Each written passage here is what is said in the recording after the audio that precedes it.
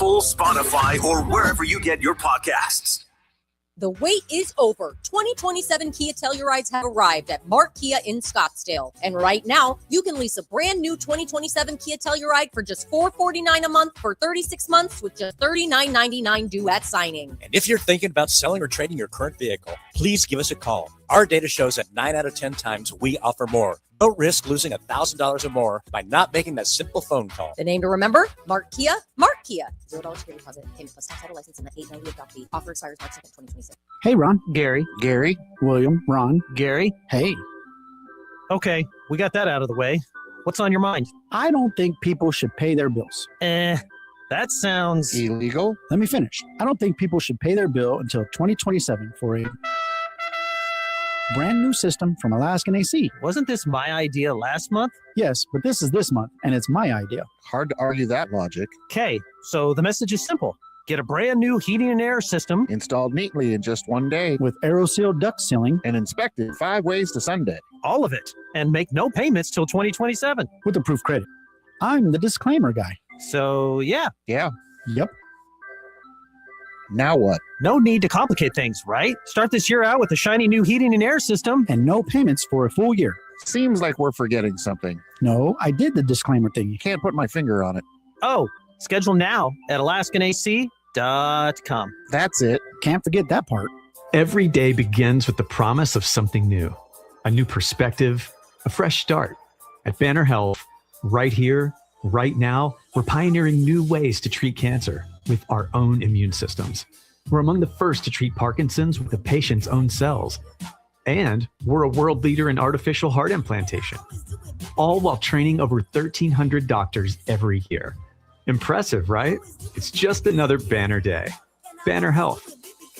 Meineke always treats your car like it's their own. With over 50 years of experience, Meineke's certified technicians will diagnose and fix any issue with precision and care. Schedule an appointment at Meineke.com. Trust your key with Meineke. Meineke, doing car care right. AM 1060 KDUS Tempe Phoenix and KSLX HD2 Scottsdale Phoenix.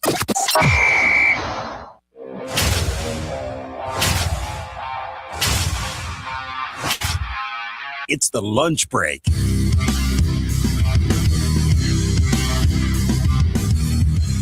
Oh, yes, the Friday edition of the program. Chris Schubert, producer Evan, hanging out with you here on the lunch break, right here on KDUS AM 1060. You can stream us on the free KDUS AM 1060 app. You want to watch us, that's over on the KDUS AM 1060 YouTube channel. Producer Evan, we're a little distracted here on a Friday. We've got Olympic hockey semifinals going on. I've got a spring training game on my phone in front of me. Even though it's a Friday, even though it's not a football Friday, a lot going on for us today on the show. How are you, my friend? What spring training game are you watching? So Orioles somebody? Yes, I have Orioles Yankees on my phone directly in front of me because baseball is back. It's our first spring training games of the season. The Diamondbacks will be in action a little bit later on today. We'll talk about that actually at 11:30. We got their lineup and talk about some of the things we're paying attention to as games get underway. But yes, baseball's back.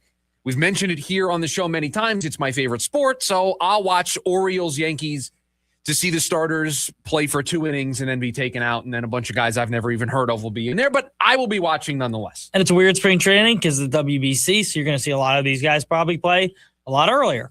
Yeah, I mean, that's certainly the case for the Diamondbacks, and we'll get to that a little bit later on here in the program. We're also watching Canada take on Finland. The U.S. will play their semifinal 1:10 today, so a little bit after we get off the air. And we'll see if we can get our U.S.-Canada gold medal match that everybody wants. So we'll keep you updated on that as the show progresses. And now you understand if maybe why we're a little distracted. I don't really want to do this to open up the program, but if it's all right with all of you, I think we just talk about it, we get it out of the way, and we try to move on. Time for our top story of the day. It's the Daily Special. There will be no red Sharpie. There will be no W added to the list for the Phoenix Suns because they did not play their best brand of basketball last night in Austin against San Antonio. A uninspiring effort to open up the unofficial second half for this basketball team. One of the worst losses we will have seen from this team all season long. Easily one of the worst losses up to this point. They were down as many as 32 points at one point in the game. I believe the final 121-96.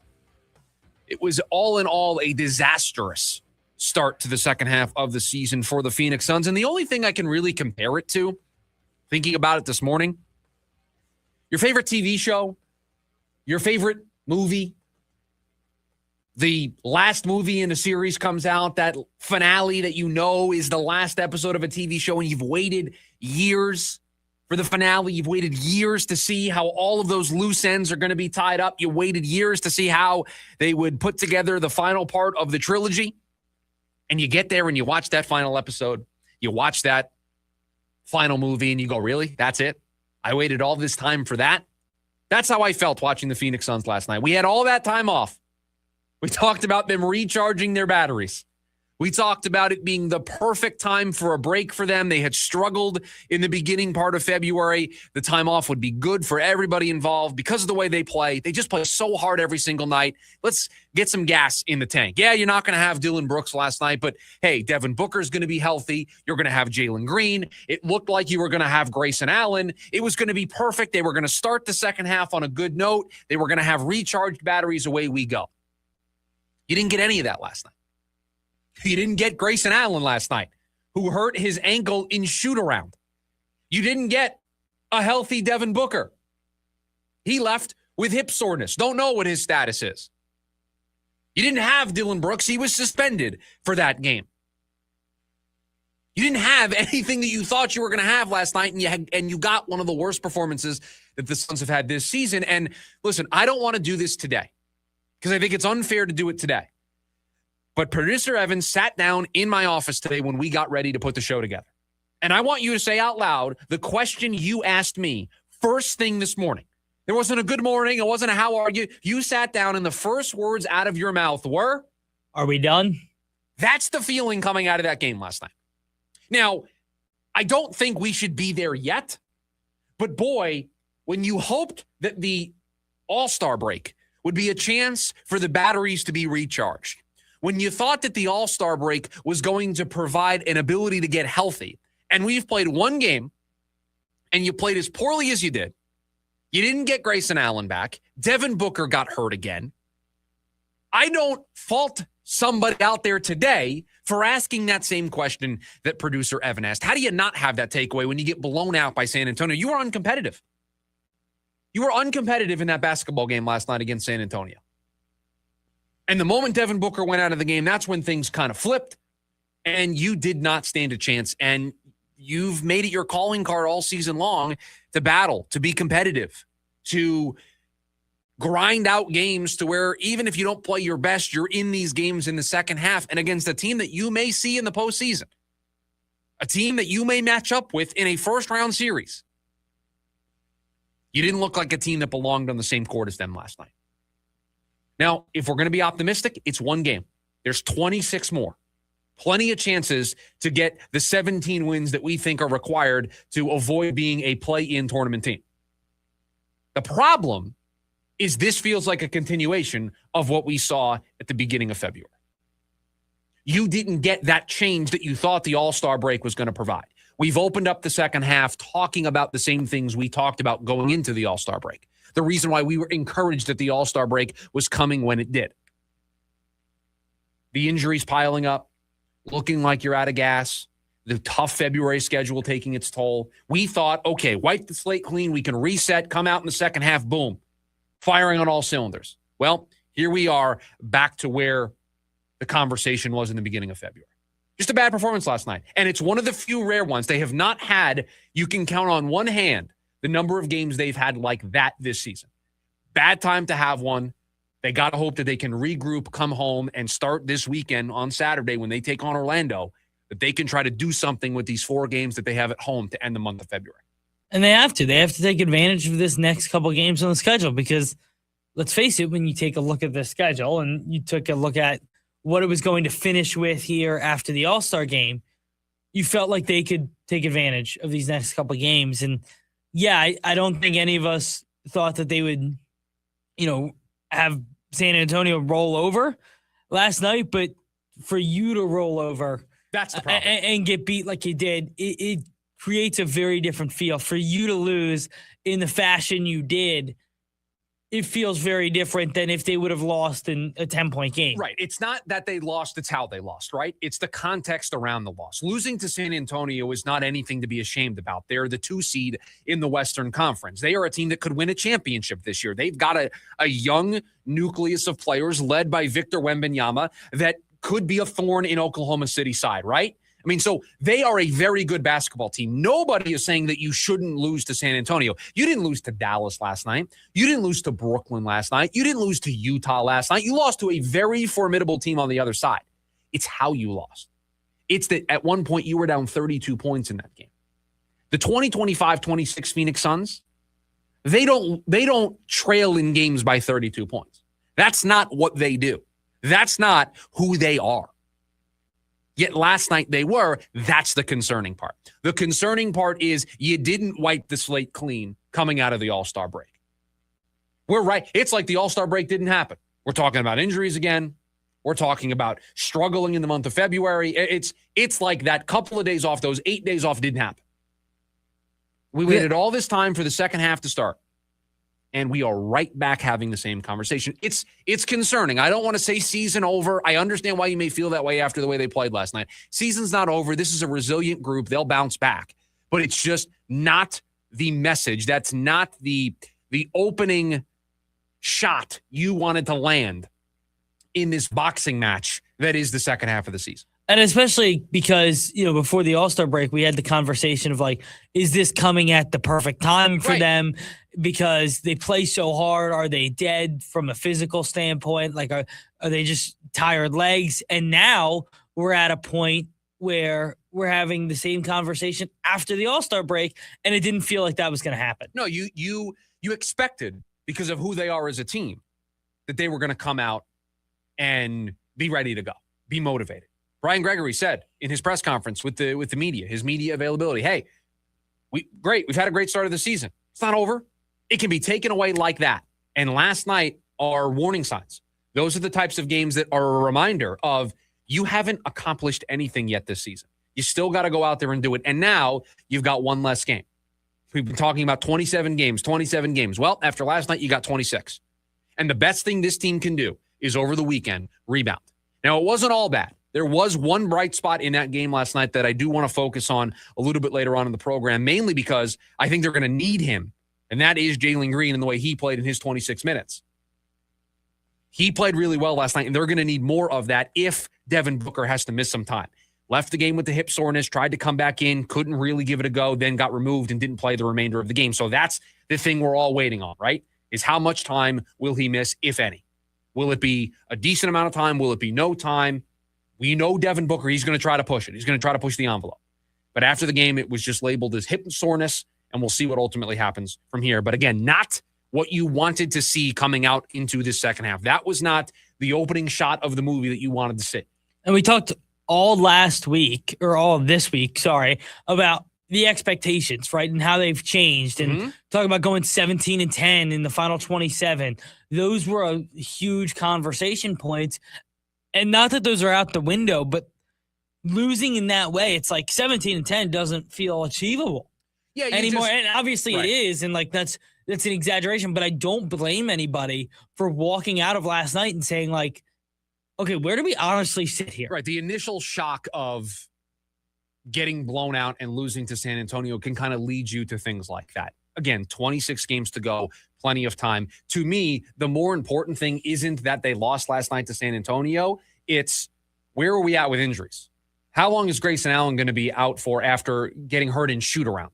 How long is Devin Booker going to be out for? That, to me, is the more important storyline coming out of last night's game than losing at one point by 32 points to the San Antonio Spurs. Obviously, that's a big deal on its own. But to me, the thing that stops that from spiraling and snowballing into something bigger is the health of this team, which once again is a big question mark. That's the big takeaway from the game last night for me. You're going to have games over the course of a season where you get blown out. It's just the way the sport works. They've been really good at not allowing it to happen, but it happened in Cleveland, right, on New Year's Day. They lost to Cleveland. And it was New Year's Eve. Got embarrassed. Last night was another example of it. To me, the bigger takeaway is where are we at from a health perspective for this team? And they've had these games where they've gotten embarrassed, and I'll be honest, they've kind of rebounded well in all of them. They've right? done, Like, yes. they haven't gotten embarrassed in multiple efforts, like back to back to back. So, yeah, so I don't expect this to continue, but you're right. Like, how long are you going to miss Devin Booker? How long are you going to miss Grayson Allen? Grayson Allen's been such a big part of this team's success this year. Like, they missed time with Devin Booker. They've missed time, obviously significant time with Jalen Green. And Grayson Allen's been the guy to step up in a lot of those games. And I said, obviously it rotates. We've seen Dylan Brooks be great. We've seen Colin Gillespie step up in a lot of those games. But Grayson Allen's been kind of a key name to why they've been so good this year. You're going to miss both of them. It's going to be hard to win games. It feels a lot different than missing Jalen Green, who's been kind of re-entered into this lineup. And the frustrating part with Grayson Allen is he wasn't on the injury report 2 days ago. Everything was lining up for him to return to the lineup, and then he ends up popping up on the injury report late in the day yesterday, questionable, because he got hurt in shoot-around. He got hurt in the lead up to the game. Like, that's a huge problem. You can't account for that. You're supposed to have this guy back. He's supposed to help you, and now, boom, he's back on the shelf again. And so now we'll see who they have available when they take on Orlando here at home on Saturday. 480-864-1060 is the phone number if you want to join us here today on the program. You can also chat away with us over on the KDUS AM 1060 YouTube channel, the live stream that we've got going over there. It's all code says no more is it a must-win conversations. They're all must-wins. Now, I'm not going to fully co-sign or endorse that comment, but I understand why you feel that way when you see the way the month of February has gone. When you see how February has gone, you feel like the margin for error is starting to get a little tighter. When you are talking about trying to get out of the play-in and be one of the top 6 seeds, you can't be giving away games. And with now 26 to go, everyone feels like it's a little more important. The margin for error is starting to get a little tight. So I get it. I understand why you feel like, hey, Saturday against Orlando, let's have a bounce back. Let's find a way to win. Sunday against Portland, no excuses that it's a back-to-back. We got to win that one as well. I understand why that would be your thought coming out of this game against San Antonio. But in general, with the way this team has played in February, 4th hardest schedule, we talked about it at the beginning of the month. And unfortunately, they have not met the challenge of the 4th hardest schedule. It has shown to be a hard schedule, and they really haven't been up to the task. That's the frustrating part. When we come back, all the talk is about Malik Willis being the answer at quarterback. The talk's also about how much money he's going to make. I'll tell you why that's not the important part. Next on the lunch break, KDUS AM 1060. KDUS AM 1060 is your home for the Jim Rome Show. Indiana is not cheating. Lining up and punching the other guy in the face for 60 minutes, not against the rules. I challenge any of your social media whistleblowers to tell Kurt Signetti to his face that he is a cheater. The Jim Rome Show, 1 to 4 p.m. Monday through Friday, here on KDUS AM 1060. Online at KDUS1060.com and on the KDUS 1060 app. If you're hurt in a car, truck, or motorcycle accident, choose the attorneys at Sweet James. They help you navigate the legal process and pursue the compensation you may be entitled to. Free case review. Help available 24/7. Hablamos Español. 800-9-MILLION. 800-9-MILLION. SweetJames.com. This advertisement is paid for by Sweet James LLP. Responsible attorney, Bobby Tech-Heavy. Offices in California. No guarantee of results. A small commitment at least 1 day a week helps reduce ground-level ozone pollution and helps us all breathe easier. Avoid idling. Turn off your engine when waiting in pickup lines and drive-thrus. Commit to 1 day and help keep ozone away. Visit maricopa.gov/AQ to learn how you can help. Florence and the Machine presents the Everybody Scream Tour. Live at Desert Diamond Arena, Saturday, May 9th. The incomparable Florence and the Machine returns. With special guest, Mannequin Pussy. On sale now at livenation.com. The new album, Everybody Scream, available now. Everybody scream. Let's talk letters, starting with C. C is for Camry and Corolla. C is for comfort, control, and cruising through everyday valley life. Now let's try another one. T. T is for Tundra and Tacoma. T is for tough, thrilling, and taking on whatever the day throws your way. Different letters, different strengths, but they both spell out the same thing, Toyota. Right now, get 4.99% for 72 months on the new 2026 Camry or Corolla, or get 2.99% APR financing for 72 months on the 2025 Tacoma SR5 or 2026 Tundra. See your Valley Toyota dealer today. Toyota, let's go places. 4.99% financing with $1,610 per thousand borrowed for 72 months. 2.99% financing with $1,519 per thousand borrowed for 72 months. Zero down payment if you qualify. Offers exclude TRD Pro models and N3226. See dealer for details. Jim Rome here with your Rome Report. You know who cracks me up? Kevin Durant, this dude. If not for Wemby saving the All-Star game, KD's social media burner controversy may have wrecked it. The years he has spent online as himself and lurking with his burner accounts are well documented and came to light once again this past weekend. But when asked about it yesterday, he said, quote, he's not here to get into Twitter nonsense, end of quote. You're not here to get into Twitter nonsense. It's where you live. It's what you do. It's who you are. It's practically your brand. As great a hooper as you are, you're known almost as much for your Twitter nonsense as you are for balling. But you're not here to get into Twitter nonsense. That is hilarious. There has never been a star athlete who has ever sat in Twitter nonsense like you, KD. It's your oxygen. The only question now is, do you respond to this with your actual account or one of your countless burner accounts? I'm Jim.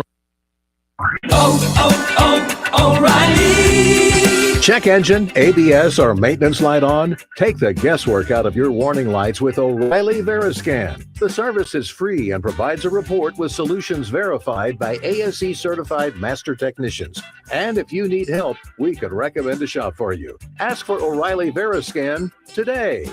O'Reilly Auto Parts. Ah, the most beautiful time of year is upon us. Tax season. And Tax Slayer is here to help you file. We guarantee 100% accuracy and your maximum refund. Those are some good numbers.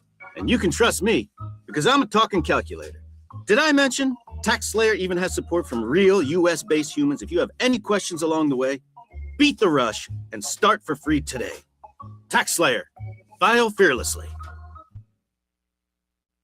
ASU women's basketball live right here on KDUS AM 1060. This Saturday, join the Ladies Sun Devils as they defend home court against Houston. Head coach Molly Miller is more than ready to lead her team to another win this February. Join Jeff Munn on the call live. It's ASU versus Houston this Saturday. Pregame at 1:30 p.m. and tip-off at 2 right here on KDUS AM 1060. Online at KDUS1060.com and on the KDUS 1060 app.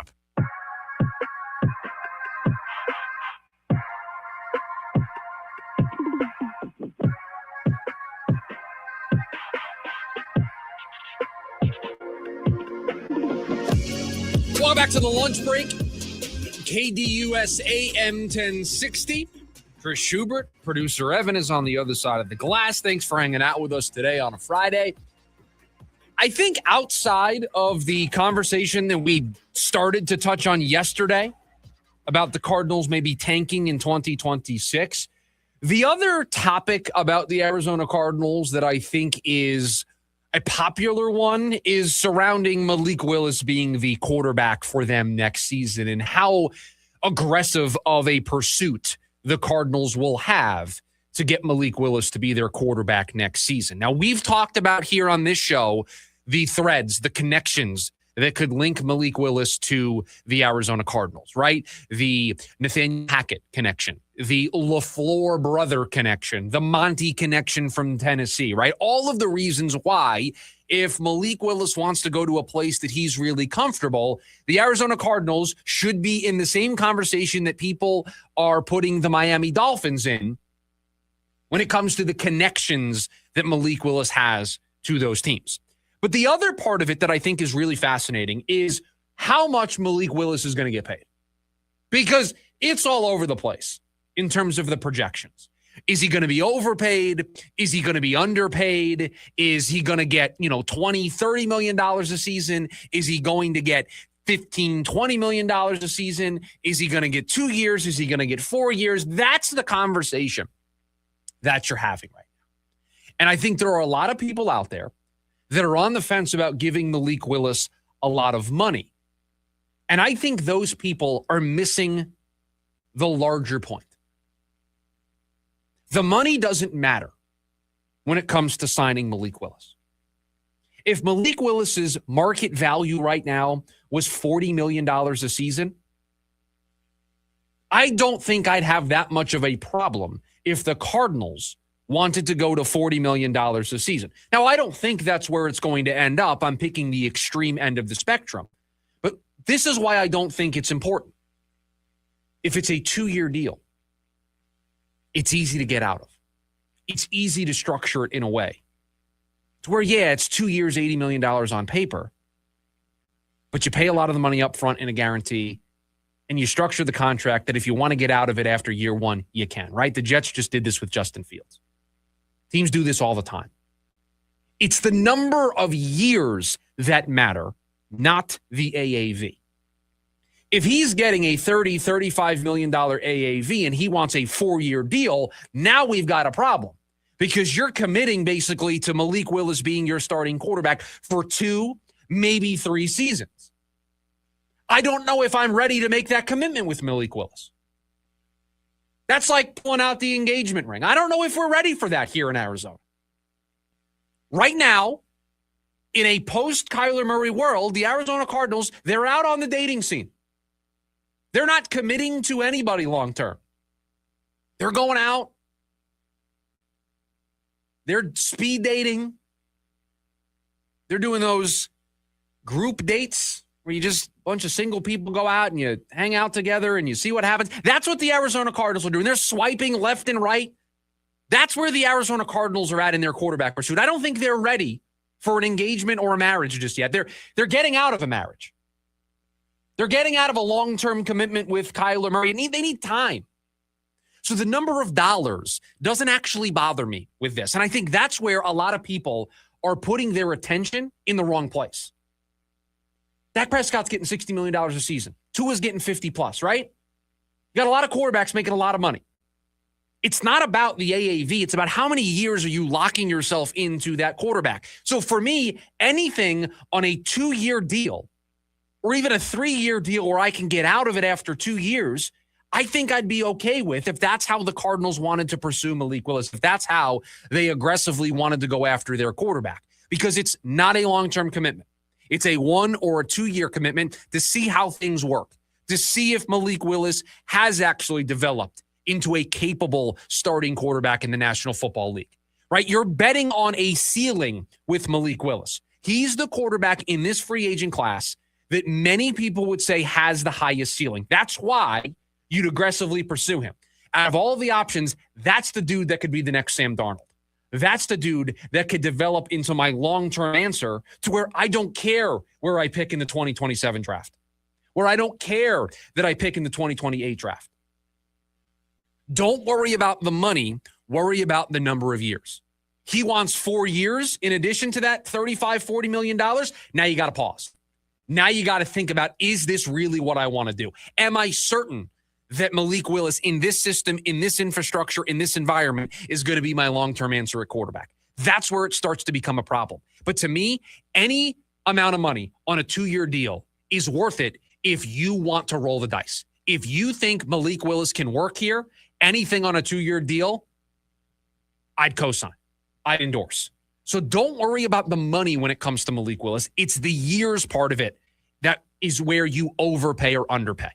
You start giving out a 3-4 year deal, that's where you start getting into the waters of, I'm kind of committing myself to a quarterback that I don't know if he's worth committing to. If you keep it to a 1 or a 2 year deal, and I think he'll get multi-years. A 2-year, maybe a 3-year deal, I can be comfortable living in that place because as we've seen, Justin Fields, the latest example, you can structure a contract to be able to get out of it really quickly. So the years is important, not the money. And my question is, how willing is Malik Willis, who, let's face it, knows how things have gone in the NFL? And I've always been a believer. You got to take advantage of your opportunity. Sure. Right? And for quarterbacks, like, let's take a look at a guy we know here in town, but Brock Osweiler, right, signs after the year they win the Super Bowl. He signs with Houston. And I'm just looking at what it was years-wise, and I know it was $72 million, but it's a 4-year, $72 million deal. And now that does not make waves, but in 2016 it did. but a 4-year, $72 million deal. And my point is look at a guy like Brock Osweiler, who had a very similar kind of track record to what Malik Willis is going to bring into this free agency and what he was able to get against the market at the time. Is Malik Willis willing to take a 2-year deal? Like, if I have a 2-year deal for more AAV than what a 4-year deal is total, I may take the 4-year deal because, let's face it, if I'm Malik Willis, I understand I haven't played much football. I just don't know how many teams would be willing to commit to 4 years. That's the question. It's not the money. But it's going to be the team that does go 4 Sure. years that will get Malik Willis. Here's what I'll tell you. We did our top 5 free agents that we want the Cardinals to go after earlier in the week for our list on Wednesday. Correct. And we used the Athletics number, which was a 2-year, $46 million deal for Malik Willis. Sign me up in a heartbeat. Spotrac has their market value calculator for players, and I think I've suggested this number in the past. Their number for Malik Willis is 2 years, $71 million, a $35.5 million AAV. Very Guess what? different. I'd sign that too. Because of the way it would get structured. You're not committing to anything. If Malik Willis isn't the answer and you have a rough year and you have a good draft pick, you can always draft a quarterback. I'm out of it in 2 years. You're not committing to anything. It's where it's 4 years at that AAV that I don't even really worry about the money because that's going to slot in middle of the road. But I worry about the commitment. Now I don't have a way out of it. So now I'm going to draft a quarterback if this doesn't work, and I'm stuck with Malik Willis on my books. And it's middle of the road for a starter. Sure. But if you're paying a backup $34 million a year over Cousins, 4 years Kirk. for the last 2 years, right? Like now you're in a commitment that you can't really build your roster because of where you've allocated your money. So I'm not worried about the sticker shock of the money at the end of the day. I'm really not. 2 years, $100 million, $50 million a season. That's sticker shock, right? You'd be surprised by that. That wouldn't bother me because that 2 years on the front, that's the important number. I would be shocked if it was 2 years, 100. The 2 years on the front is the important part. Does it get to me, it's not about the money. Everybody's got money. Everybody's got cap space. Would you do a 3-year deal? I would do a 3-year deal. And I think that's where I start to reach my limit. Draw the line. This is becoming more of a commitment than I think I'm comfortable with. At 4 years. At 4 years, depending on how you structure it, you're committing to at least 2. You probably have an out after year 2, maybe an out after year 3. And it's a lot of money guaranteed up front. So you're basically going to kind of tie your own hand to playing Malik Willis for at least 2 seasons.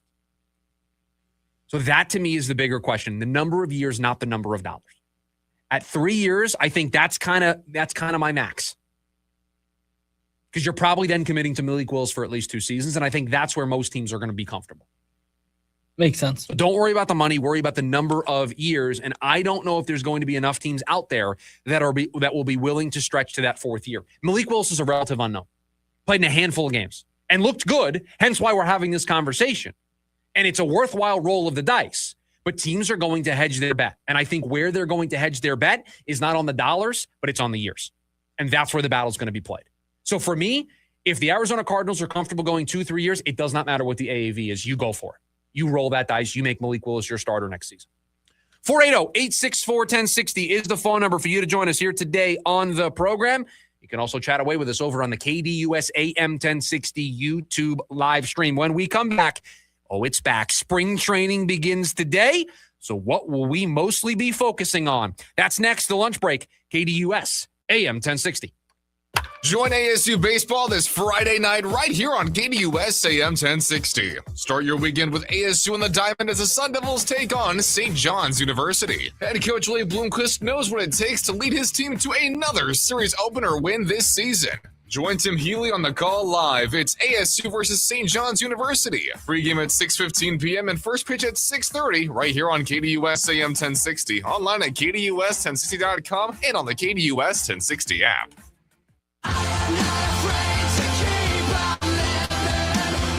My Chemical Romance, The Black Parade 2026.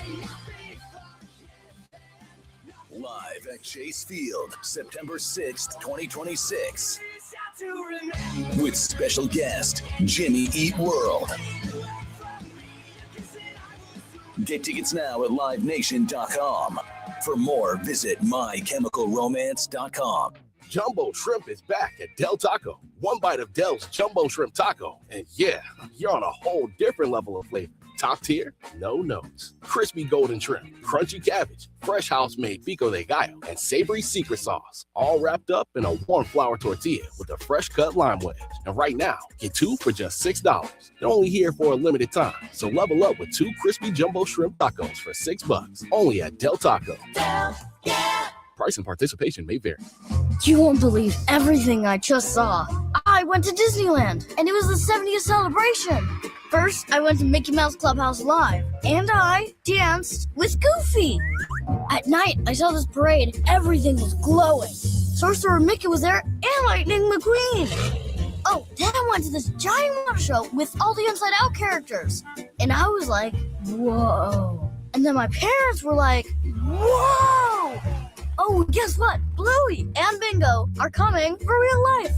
Make memories that last a lifetime during the 70th celebration with Paint the Night Parade, World of Color Happiness, and Bluey's Best Day Ever. Coming soon. Save with Good Neighbor Hotel packages starting at $164 per person per night on select days through March 31st, 2026. For a party of 4 adults, including 2-day, 1-park-per-day tickets and a 3-night stay at a select Good Neighbor Hotel in a deluxe room. Total price $1,960. Visit Disneyland.com/Good Neighbor Hotels for details. The Valley of the Sun will roar to life this spring. This ought to get pretty wild here. Why is that, you may ask? Because NASCAR and the NTT IndyCar Series are coming to Phoenix. And it's going to be a weekend of good vibes the whole family won't forget. The best-in-class fan experience meets racing's toughest drivers for 3 days of action on and off the track, all surrounded by the beautiful Estrella Mountains. NASCAR weekend at Phoenix Raceway, March 5th through the 8th. Get your tickets now at phoenixraceway.com. It's the perfect time to refresh your home and save big at the Living Spaces President's Day event. Shop designs that update and elevate every room with cozy sofas starting at $295, dreamy queen beds from $195, and modern dining sets starting at $295. Plus, pay no interest for 24 months on select purchases with your good credit and get fast, free shipping as soon as next day. Celebrate in style, only at the Living Spaces President's Day event. Living Spaces. Join ASU baseball this Friday night right here on KDUS AM 1060. Start your weekend with ASU and the Diamond as the Sun Devils take on St. John's University. Head coach Lee Bloomquist knows what it takes to lead his team to another series opener win this season. Join Tim Healy on the call live. It's ASU versus St. John's University. Pre-game at 6:15 p.m. and first pitch at 6:30 right here on KDUS AM 1060. Online at KDUS1060.com and on the KDUS 1060 app.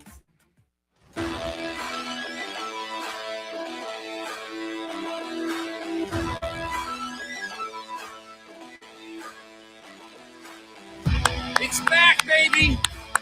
It's back. Baseball is back in our lives. Bang, bang, bang. Diamondback spring training action. 1:10 today. I got Orioles, Yankees on. Scoreless through the first 2 innings so far.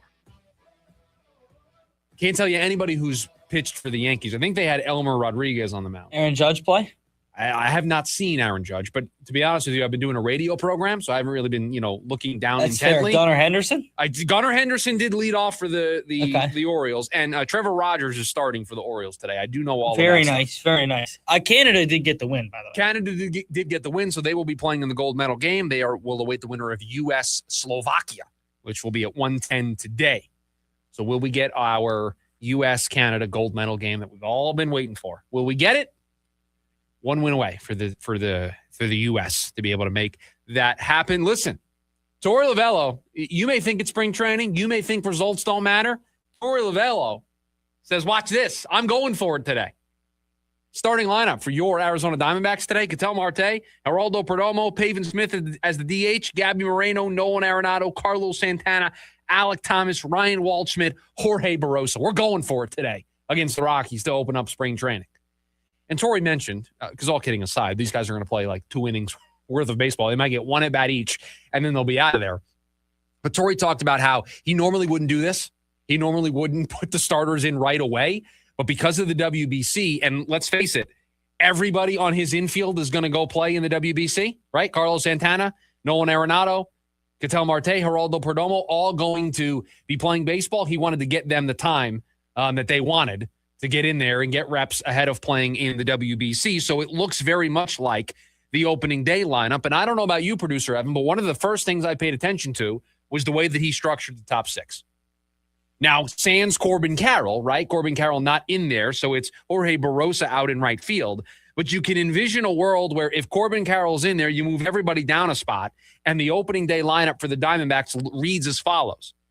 Corbin Carroll, Ketel Marte, Geraldo Perdomo, Pavin Smith, Gabby Moreno, Nolan Arenado, Carlos Santana. That is a 1 through 7 that feels pretty good. Yeah, it's a solid 1 through 7. And we've said this before.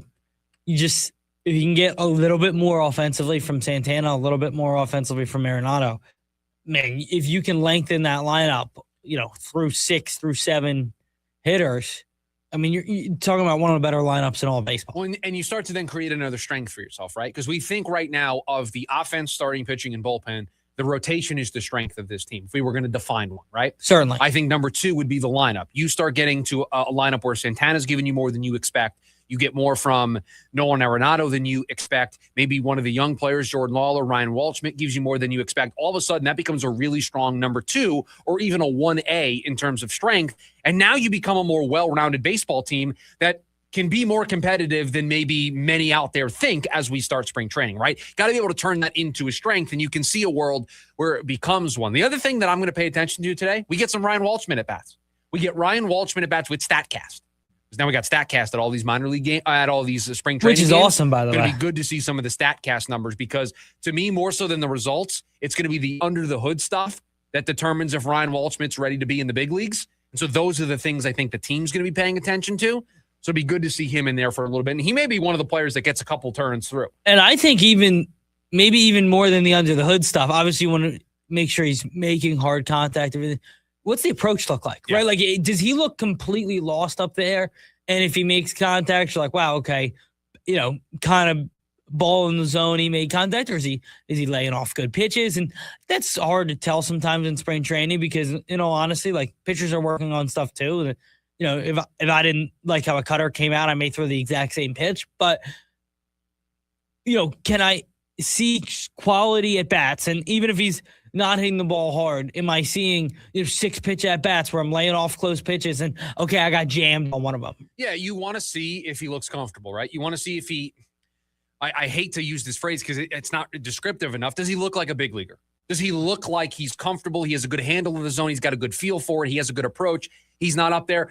I'll use the comparison. Do they look like Jordan Lawler at bats? Yeah, and I know that sounds undescriptive, but it's almost the best way to describe it because Jordan Lawler up there for his first 40 at bats did not look like a big leaguer. Did not look comfortable. Did not look comfortable. And I know that it's like, okay, well, what's a big leaguer look like? You know it when you see it. And I know that sounds like such an arbitrary way of saying it. It's honestly true. Like you know it when you see it, and it's a comfortability thing. It is a approach standpoint, laying off close pitches, know what you're looking for. At times, Jordan Lawler, I didn't know what he was looking for up there. Right. Is he looking for a fastball? Is he sitting off speed? There were big questions there. Are we fouling off tough pitches? Are we staying in an at-bat? Do we feel like we've got a good feel for what the other pitcher is offering? Those are all of the telltale signs that aren't number or data-driven that you're looking for Ryan Waldschmidt and really any of the young players, right? When Tommy Troy draws in, when Drew Jones, when Jordan Lawler draws in, those are the types of things that you're going to put on the checklist, or you should put on the checklist, to see if they're showing a capability to handle big league pitching. Now, not every at-bat is going to be against somebody who's a big league pitcher. You're going to see some minor leaguers. You're going to see some top prospects. But it's just showing off that range, showing off that ability to feel comfortable in the box. We'll get to see that for Ryan Waldschmidt. It's Thomas Hatch, 31-year-old Thomas Hatch, getting the start today for the Arizona Diamondbacks. And honestly, to pay off the tease, what are we focusing on? Which bullpen arms do we use today? Yeah, it's what bullpen arms, right? Like that's at least here at the beginning. The offense I'm not as worried about, even though we've got question marks there. I'm not going to really worry about results on that side. No, and I think the Waldschmidt at bats you pay attention to. Yeah. But even if Carlos Santana looks bad, even if Arenado looks bad, I can guarantee you they're going to look comfortable, right? Like they've just seen so many major league at bats. you're watching Ryan Waldschmidt's at bats today. You're watching how the bullpen is prepared because Marte, Perdomo, Pavin, Gabby, Arenado, Santana could go over, and I'm not concerned, right? Like that's a true. When we talk about veterans, right? Slow starts in spring are not something to be worried about. Usually, right? You usually don't worry about them unless those slow starts then end up with an injury and they're going to miss time, right? That's when you get worried. But if they talk about feeling good and just getting into a rhythm, I don't worry about, a guy's slow start. I worry about it for young players trying to make a team, how they deal with the pressure. But if Carlos Santana was like 0 for his first 8 in spring, I'm not going to worry too much about that. He's a veteran. He knows how to get himself prepared for a big league season. As long as he's healthy, when the lights turn on and they're bright at the beginning of the season at the end of March, I think everything's going to be okay. And I think it's a confidence thing too, right? Like you look at the young guys, like if Waldschmidt goes 0 for 8, like it can change how he feels about his play style, his at-bats mentally. Right, if you're compared to like Marte goes 0 for 8, like, well, it's another day. Right. He's the best second baseman in the sport. He's going to be fine. He's going to be able to flip a switch. He's done it before. He's gone through slumps before. He's a seasoned veteran. He's had ups. He's had downs. And he knows how to deal with them. For Ryan Waldschmidt or any of the young players on this team, you just don't have that baked-in experience, that lived experience that you can draw on. So these types of slumps, they kind of get magnified a little bit. So those are the things we'll be paying attention to as the Diamondbacks spring gets underway today. 1:10 out at Salt River Fields. They will be taking on the Colorado Rockies. And again, Ryan Waldschmidt, the bullpen, and the things that we'll be paying attention to. 480-864-1060. That is your way to get in contact with us if you want to call into the program. You also can chat away with us over on the KDUS AM 1060 YouTube live stream. It is the wrestling match, boxing match, UFC fight that everybody wants to see. Adam Silver versus tanking. Will it work? That's next. The lunch break. KDUS AM 1060. KDUS AM 1060 is your home for the Jim Rome Show. I'm not here to bury Mike Tomlin, but the fact is, this absolutely is the right move. He did the right thing, and he fired himself. All good things come to an end. Going a decade without winning a single playoff game is not meeting the standard. The Jim Rome Show, 1 to 4 p.m. Monday through Friday, here on KDUS AM 1060. Online at KDUS1060.com and on the KDUS 1060 app. If you're hurt in a car, truck, or motorcycle accident, everything can change fast. That's when the attorneys at Sweet James step in. They help you understand your rights, connect you with medical care, and pursue the compensation you may be entitled to. You don't pay anything unless your case is resolved successfully, and help is available 24 hours a day. If you've been injured, call Sweet James for a free case review. Hablamos Español. 800-900-0000. SweetJames.com. This advertisement is paid for by Sweet James LLP. Responsible attorney, Bobby Tick-Heavy. Offices in California. No guarantee of results. Sometimes the great ones just keep getting greater. 7-time Grammy winner Gladys Knight has rolled out hit after hit over her illustrious career. Don't miss Gladys Knight, Saturday, March 7th at 7:30 p.m. Tickets on sale now at celebritytheater.com. Brought to you by Danny Zalisco Presents. At Raising Cane's, we hand batter every chicken finger, mix every cane sauce, butter every Texas toast, stir every slaw, and salt every fry. Because when you do it right, you can taste it in every bite. Raising Cane's chicken fingers, one love.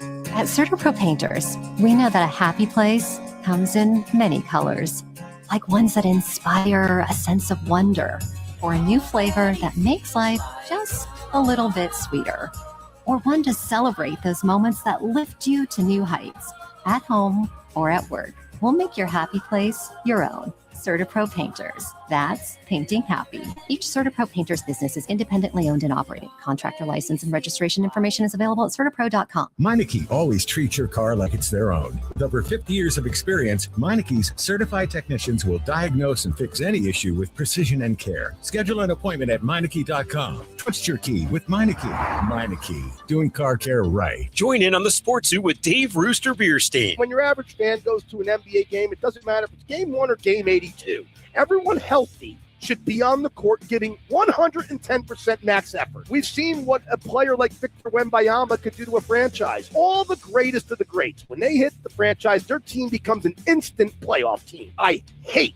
when players that are healthy are not playing in a regular season game. Live weekdays from 5 to 6 p.m. here on KDUS AM 1060 and on the KDUS 1060 app.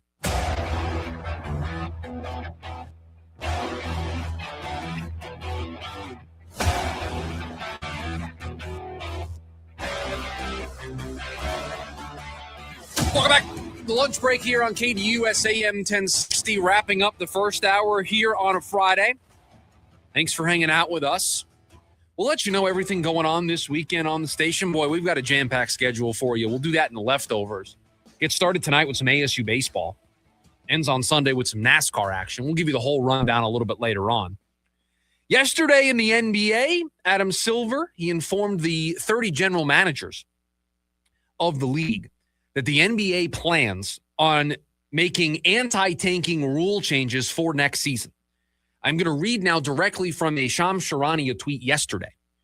Multiple sources with knowledge of Thursday's GM meeting as well as a late January competition committee meeting told ESPN that the following concepts have been discussed to curb tanking. I'm going to read off this list here. Do we want to do these one by one, Producer Evan? Is that better, or do I just read them all? What's the best way to do this? I think read them off at first, and then we'll go through them. Do you want to go one by one? Do you want to do them all? Let's maybe one by one. Let's do one by one.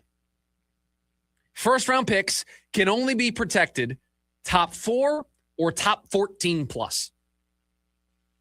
So only 2 types of protections you can put on a pick, top 4 or top 14 plus.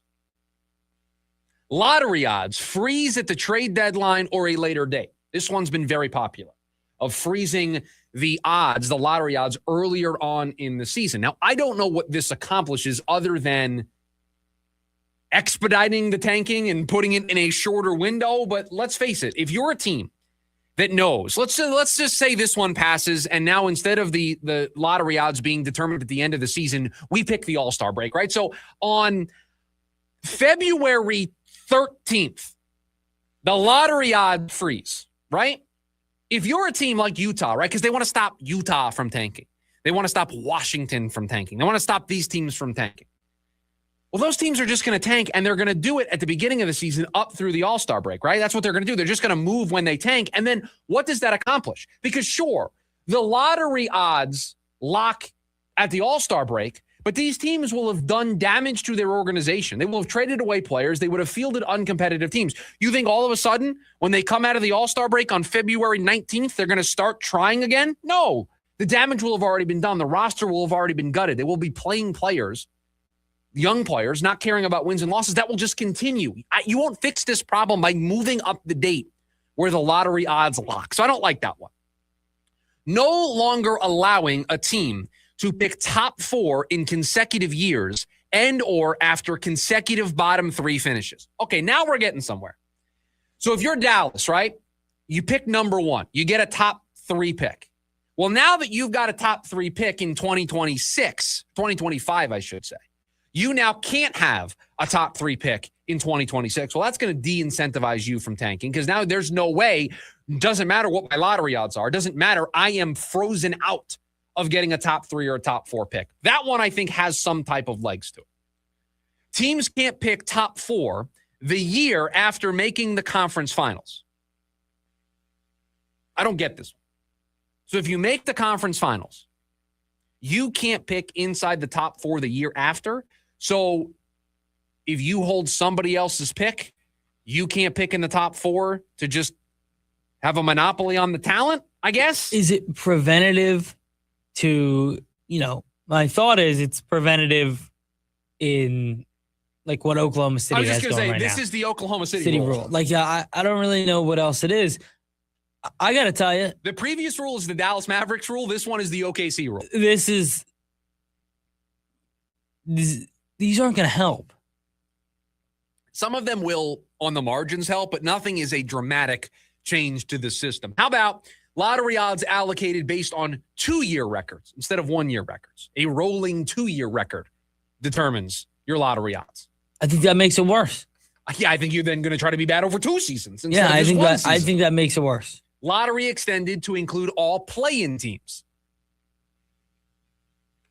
So now there's more randomness. There's more teams, even though they're only going to have 1, 2, 3% chance. there is a chance that they hop teams, and so now your odds go down if you're trying to tank to have better odds.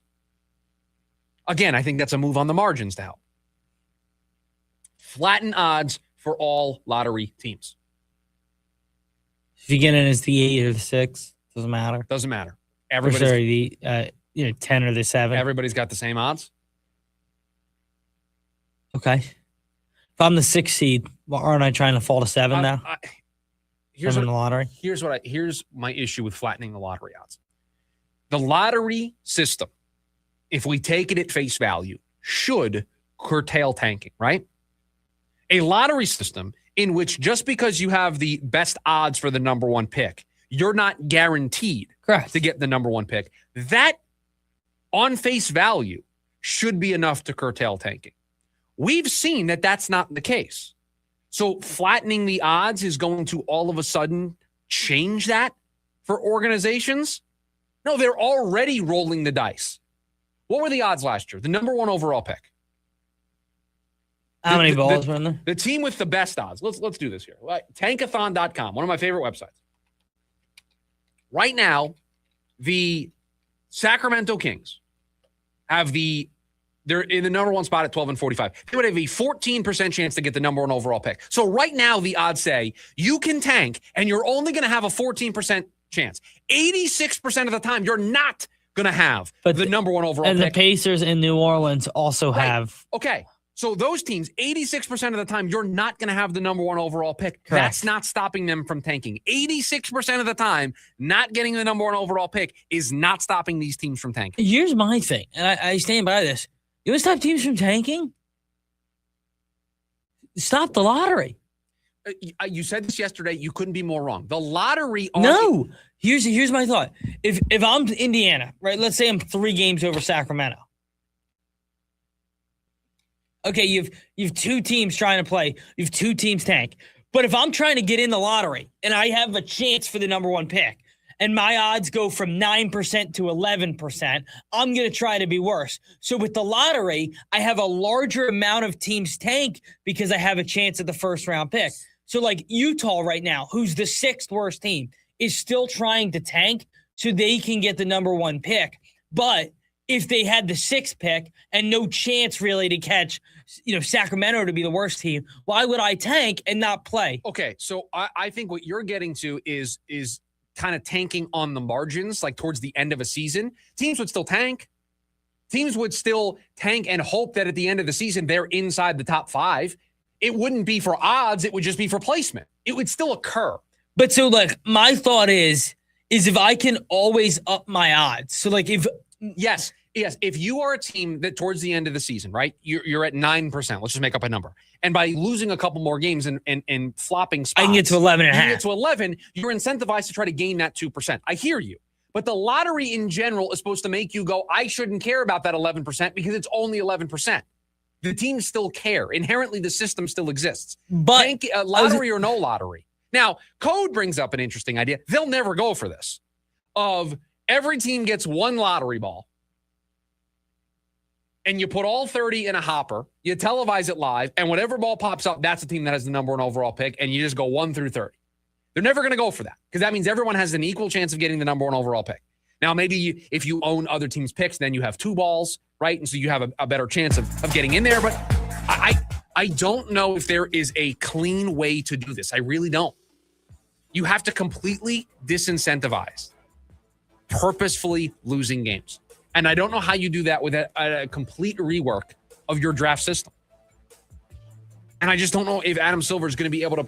Sure, some of these are going to be put in place, and some of them may help a little bit, but I don't think it's going to inherently change the issues that the sport has. So I think he's going to lose this one. Hour number 1 of the program in the books. We got buy or sell to kick off hour number 2 next. The lunch break, KDUS, AM 1060.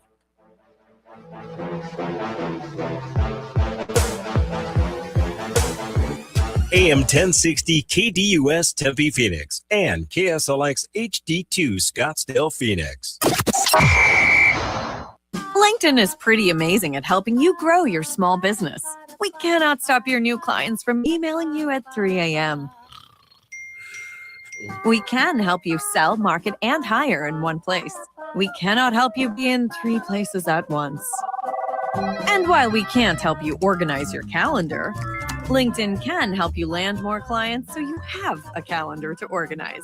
Grow your small business on LinkedIn. Learn more at linkedin.com/smallbusiness. Chicago Sticks, the Windy Cities Tour.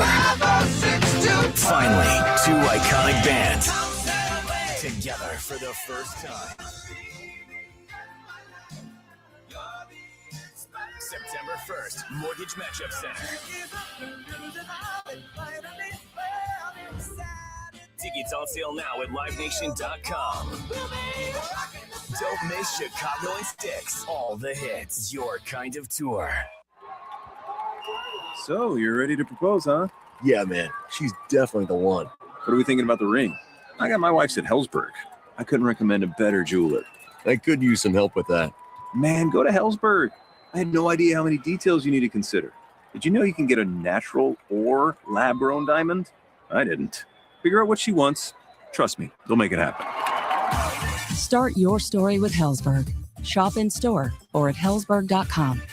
A noisy garage door is a cry for help that often requires only simple maintenance. However, if left untreated, could lead to costly repairs. Hi, I'm Tommy Mello from A1 Garage Door Service. Don't wait until a simple garage door repair becomes a major problem. If your garage door is noisy, if bugs are getting in, or if it struggles to open, your garage door is in need of repair. From simple repairs to upgrades, it's A1 from day one. We fix garage doors fast and with quality parts designed to last a lifetime. Our springs, rollers, and openers are tested by running them up and down, open and closed, all day, 24/7, so you can feel confident with every A1 garage door repair. Replacing the bottom rubber on your garage door can have a huge impact on the number of bugs you see in your garage and in your home. Keep those creepy crawlers outside by calling A1 Garage Door Service today and receive the best service, best parts, and best warranty in the industry. A1Garage.com. A1 from day one. Call today and take advantage of our $29.95 tune-up special.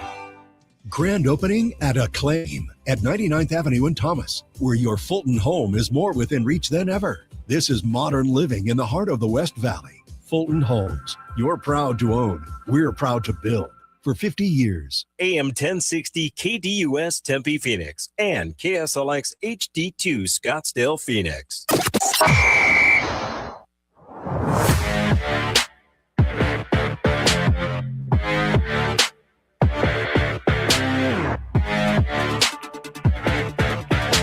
The last hour of the week here on the show. It's the lunch break. KDUS AM 1060. Chris Schubert. Producer Evan is on the other side of the glass. You're hanging out with us here on the Friday edition of the show. We kick off hour number 2.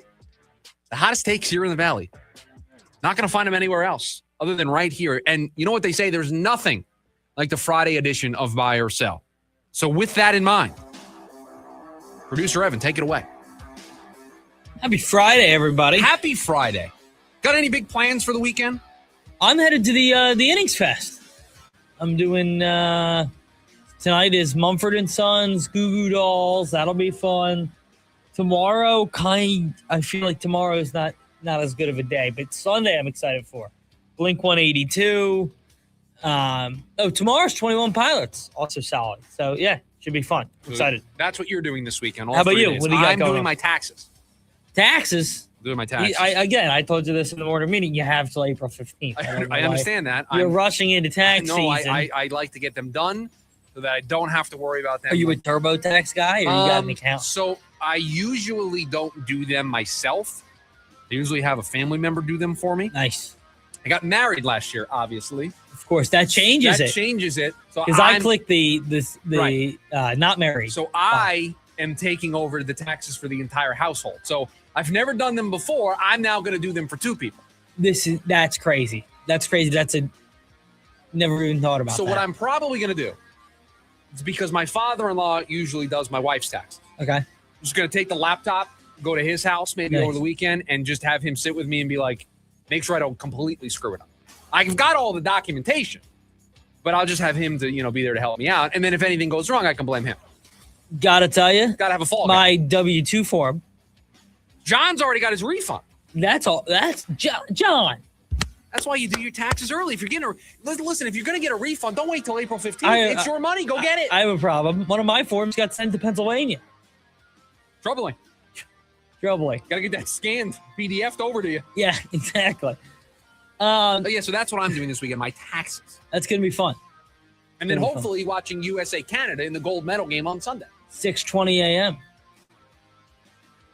I got my soccer team in action over the weekend. Oh, you did? What time they play? Saturday? 10:30, 9:30 tomorrow. Oh, that's not bad.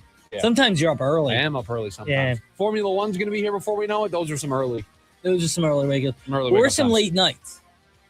Those get interesting. Yeah, and the first race is one of those late nights. Yeah. I remember in college one time we all, came back and like watched an F1 race. It's probably the Australian Grand Prix. Yeah, it was a good time.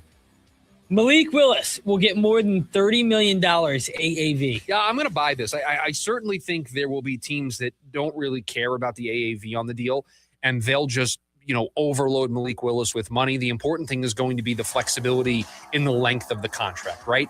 Because everybody still freaks out over the number of dollars, the amount of money that a player gets. What matters is the guarantee. What matters is the way the deal is structured. Sure, Malik Willis could sign a 2-year, $100 million contract. How much of it is he actually getting? And how is the contract structured? Because he may not see all $100 million of that deal. So it really all matters how much money is fully guaranteed, how much and how the contract is structured, what gets paid in year 1, what gets paid in year 2, what's a bonus, what's not. So, yeah, I think there's going to be some level of sticker shock at what Malik Willis gets in free agency because I think it'll be at least $30 million.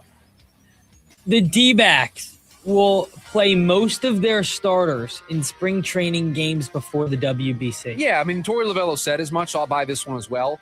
That he wants to get these guys action because they're going to be away for a little bit. And it's important for them to get action ahead of playing, important games in the WBC. And so you see it in the lineup that Torey put out today. He's got his entire opening day infield out there. Basically, the only person not in the lineup is Corbin Carroll because he's hurt. Everybody else is who's going to be starting at their relative position on opening day. And if Corbin Carroll can't go on opening day, what you're seeing today in terms of a lineup is pretty close.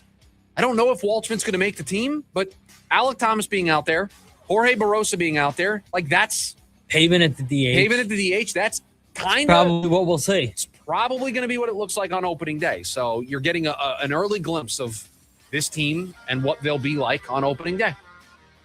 Spring training is the best form of preseason in sports. Yeah, I mean, I'm going to buy this just because I love baseball, but I just, there's so many games, for us here on this show, we can be done with the show. We can be at the ballpark by the third inning and just enjoy a nice day out. I can tell you, I probably will do that at some point. Now, I will tell you, because you were here, you were not here last year. I wasn't here for spring training. So what's going to happen is an email is going to go around in the building.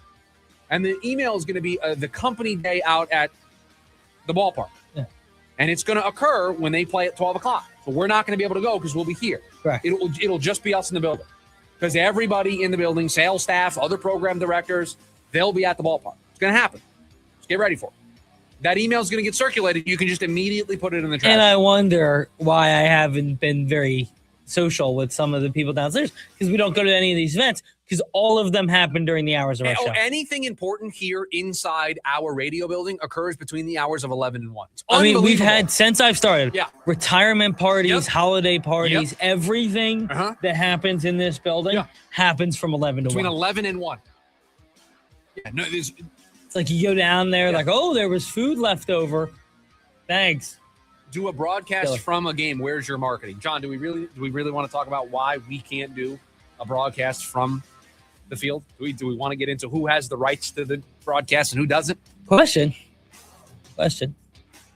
Can we do we could go to another team, yes. Yeah. So if we wanted to go to the Giants, we could go to the Giants. Just be out at spring training. Just do a game from it. Well, not broadcast. We don't have to do a game, but but just be out there. Yeah. That'd For be sure. fun.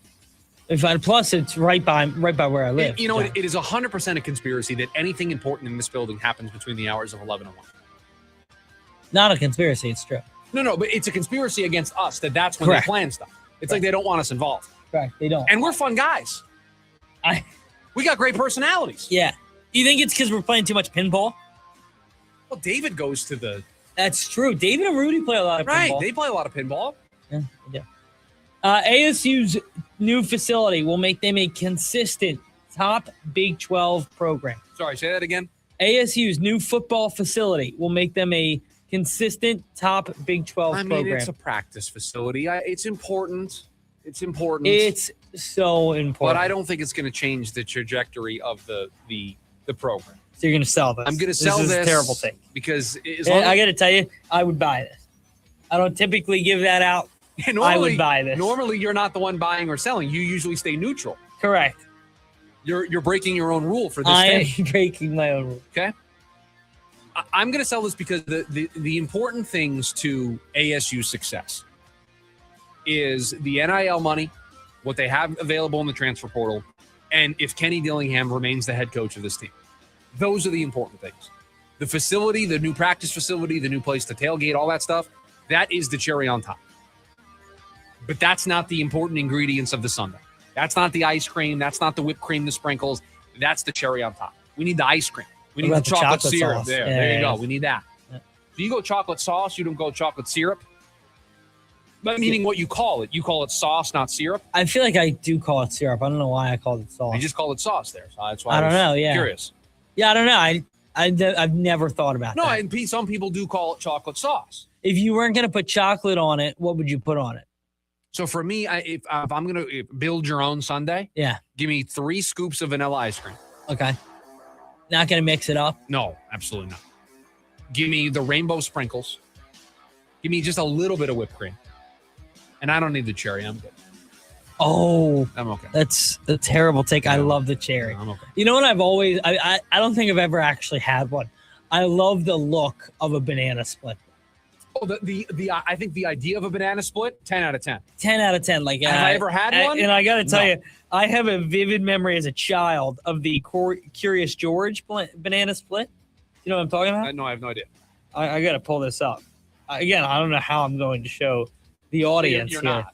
not. But like this was certainly a book or something. And the Curious George banana split is so classic. It's just got such a good look with a little bit of Neapolitan style ice cream, a strawberry, a vanilla, a chocolate.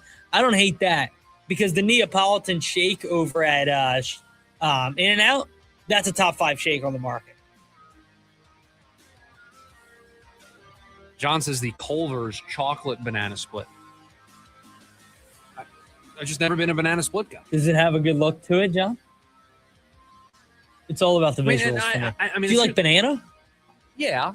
I love banana. I wouldn't consider it like my go-to fruit. See, I would say it's probably my go-to. Impromptu top 5 fruits. Okay. Number 1, seedless grape. Okay. Number 1 for me, banana due to its versatility. Number 2, an apple. You want to talk about versatility. There's about 400 different types of apples you can have. Yeah, I think that's a terrible pick. Okay. Number 2 for me, an orange. Number 3, I'll go raspberries. Number 3, I'll go grape. Number 4 is where I'll put the orange. Okay, that. At least it made the top 5. I was going to be really upset. Number 5, I'll go banana. Okay, see, too low. Number 4, are we counting coconut? Is a coconut a fruit? Yeah. Oh, no, number 4 is pineapple. Okay. Number 3 is pineapple. Number 4 is apple. All right. Number 5, I think if a coconut's a fruit, and we can get real specific, if an avocado is a fruit, an avocado, but a coconut, I love the tropical vibes behind a coconut. I love a pina colada. To keep those together. It's classic college football playoff, but a 4-5 pina colada mix there. HMs, mango, solid. Watermelon, nope. No flavor in watermelon. You ever put salt on it? It makes it far better. So mango, watermelon, and I'll go strawberry as an HM. Oh, how did I disrespect the strawberry like that? Strawberry solid HM might be above the coconut. I just got a little too crazy there. My other HMs, a pear. I used to love a pear. I just don't eat enough pear. Like kiwi's another one. I just don't have enough of it. And number 5, a kiwi. I love a good, are you a Propel drinker at all? Excuse me? You ever had Propel? That's the flavored water? Yeah. No, I'm familiar with it. I've never had it. If I was a professional athlete, again, You'd be sponsored by Propel? I missed that boat. Yeah, I would be a Propel guy. And it starts with me and my brother spilling Gatorade as a child on a white rug. It's like no more Gatorade in the house. Yeah, Propel. So Propel. So I grew up on that. For me, it was like if you would ask me like, is there anything in the world you're addicted to? It'd be like, yeah, I'm a Propel guy. Coach says, buy or sell is swerving all over the road. Buckle up. I mean, it's a Friday. What do you expect? I mean, it's a Friday edition of buy or sell. We usually don't stay on task in the Monday through Thursday edition of the show. It's Friday. We're 45 minutes away from the weekend. You expect us to keep things on the rails now? Come on. D-backs will have a top 5 rotation this year. Oh, top 5 in all of baseball, not just the National League? The National League. Just in the National League.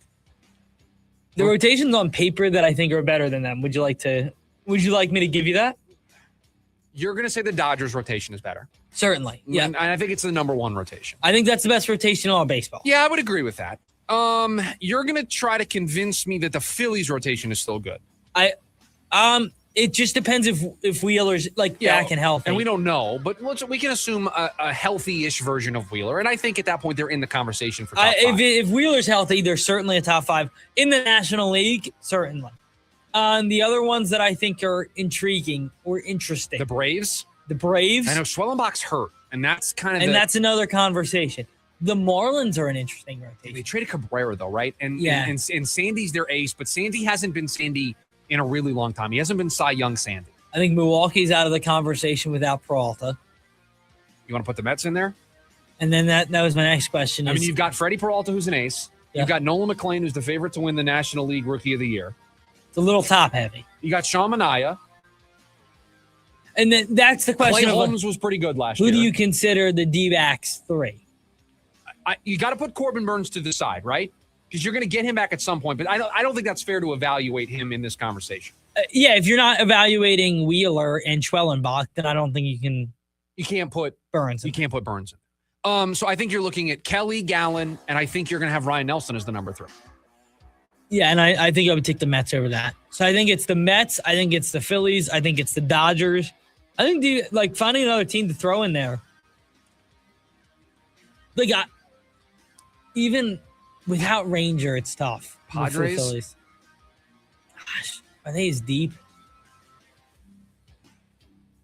They lost Dylan Cease. That's a huge loss. It is. Just want to look at their rotation. I just want to see it. Oh, Pittsburgh. Yeah, we probably should include Paul Skeens and Mitch Keller. Yeah, they should probably be in the conversation. That's kind of an oversight on our part. If Bubba Chandler is good. Bubba Chandler's good. They've got Garrett Ashcraft. They've got some guys there. Yeah. Michael King, Nick Pivetta, Joe Musgrove, Randy Vasquez, Herman Marquez. Yeah, no thank you. Yeah, it's not great. I'm okay. Let me just look at one rotation. Are you going to look at Cincinnati? That's the team I have up. Hunter Green, Andrew Abbott, Brady Singer, Nick Lodolo, Chase Burns. That's pretty good. That's pretty good. That's pretty good. So Cincinnati should be in the mix. I will sell that they're top 5. They're close, but I'll sell top 5. It's funny. As soon as we started talking about Pittsburgh and Cincinnati, I don't think they're top 5.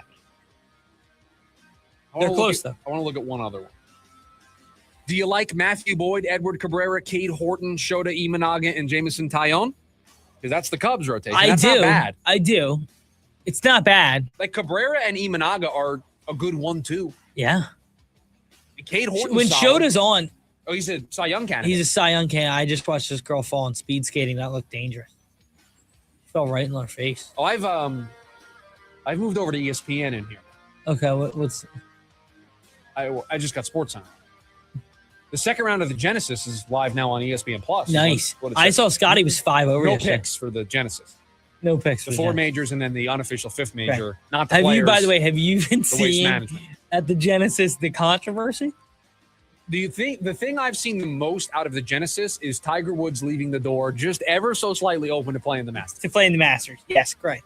But so on one of the holes, I believe it's 10, Victor Hovland, it's supposed to be a hard dog leg right. Victor Hovland has been hitting for years down the 17th fairway, right? And so they added a scoreboard last year. And so he's annoyed. And so, no, he just hit it over the scoreboard last year. He just adjusted, like went a little higher and went over the scoreboard and played the same line. This year, they replanted trees. So he just can't. So he can't do it. We've got 6 guys tied atop the leaderboard at 6 under. I saw Siwoo Kim had a nice day yesterday. Siwoo Kim, he's 1 under through 6. He's 4 under overall. Yeah. Xander Schauffele among the leaders at 6 under. Very nice. Matt Fitzpatrick at 5 under, right behind him. We got a Rory good at 5 under, hasn't teed off yet today. Rory at 5 under. By the way, we are all over the place. What else? Anything else in buy or sell? Yeah, Marvin Harrison Jr. will have a breakout year. I'm going to buy this. He was at the groundbreaking for the new facility yesterday. That's a good sign. Means they want him here. For him being on the team. I don't think there's going to be a Marv trade unless they just get overwhelmed by some team, which I don't think is going to happen. So I think that's good. Yeah, you certainly would think that if he can't have a breakout in Mike LaFleur's offense in year 1, you start to get really concerned. You know what? We are going to have some of those tough conversations. That's if you can't do it this year, I think next offseason, we're not talking about an extension. That's the end of year 3. Are we picking up the 5th-year option? Like those, we really start those to questions have really start those conversations. Yeah, correct. Is that it? That's all I got. In fairness, we are 6 minutes over. Yeah, I mean, who cares? It's a Friday. I mean, it doesn't really matter. There you have it, the Friday edition of Buy or Sell here in the books. You want to get in contact with us? You want to join the program here today? 2 ways. The phone number, 480-864-1060. You can also hang out with us. You've seen us. You shout some people out over on the KDUS AM 1060 YouTube live stream. When we return, you played well last night, and it feels like the Suns are going to need a lot more of it. That's next, a lunch break, KDUS AM 1060. The Dan Patrick Show. Congratulations to the Seahawks, who dominated the Patriots 29-13. Although it's an interesting way to say dominating the Patriots, because it certainly felt that way. But it was one of those games where I kept thinking, is New England going to steal this? This great defensive performance by Seattle will be wasted by a couple of plays. But give credit to Seattle. They came up with big plays when they needed to. Weekdays, 7 to 10 a.m. on KDUS AM 1060. Life can change in an instant. If you're hurt in a car, truck, or motorcycle accident, everything can feel overwhelming. The pain, the stress, and the uncertainty of what comes next. You don't have to go through it alone. The attorneys at Sweet James understand the physical, emotional, and financial impact an accident can have. They're here to help you navigate the legal process and pursue the compensation you may be entitled to under the law. When you call Sweet James, you're connecting with a team of attorneys experienced in handling serious injury cases. Their work is driven by preparation, advocacy, and a genuine commitment to helping clients seek accountability and justice. Every case is different, and outcomes depend on the specific facts involved. If you've been injured in an accident, call the attorneys at Sweet James for your free case review. They handle everything for you so you can focus on healing. That's the Sweet James advantage. Help available 24/7. If you've been injured, call Sweet James for a free case review. Hablamos Español. 800-9000000. 800-900-0000. SweetJames.com. This advertisement is paid for by Sweet James LLP. Responsible attorney, Bobby Tick Heavy. Offices in California. No guarantee of results. I get by with a little help from my friends. Ringo Starr and his all-star band. With friends, Steve Lukather from Toto. From Men at Work, Colin Hay. From Average White Band, Hamish Stewart. Friday, June 12th at 7:30 p.m., Gamage Auditorium.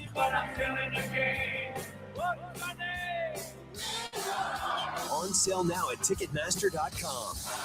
Produced by Danny Zalesko Presents. What would you do if you could multiply your cash? Would you multiply your vacations? Multiply your relaxation? Or multiply your celebrations?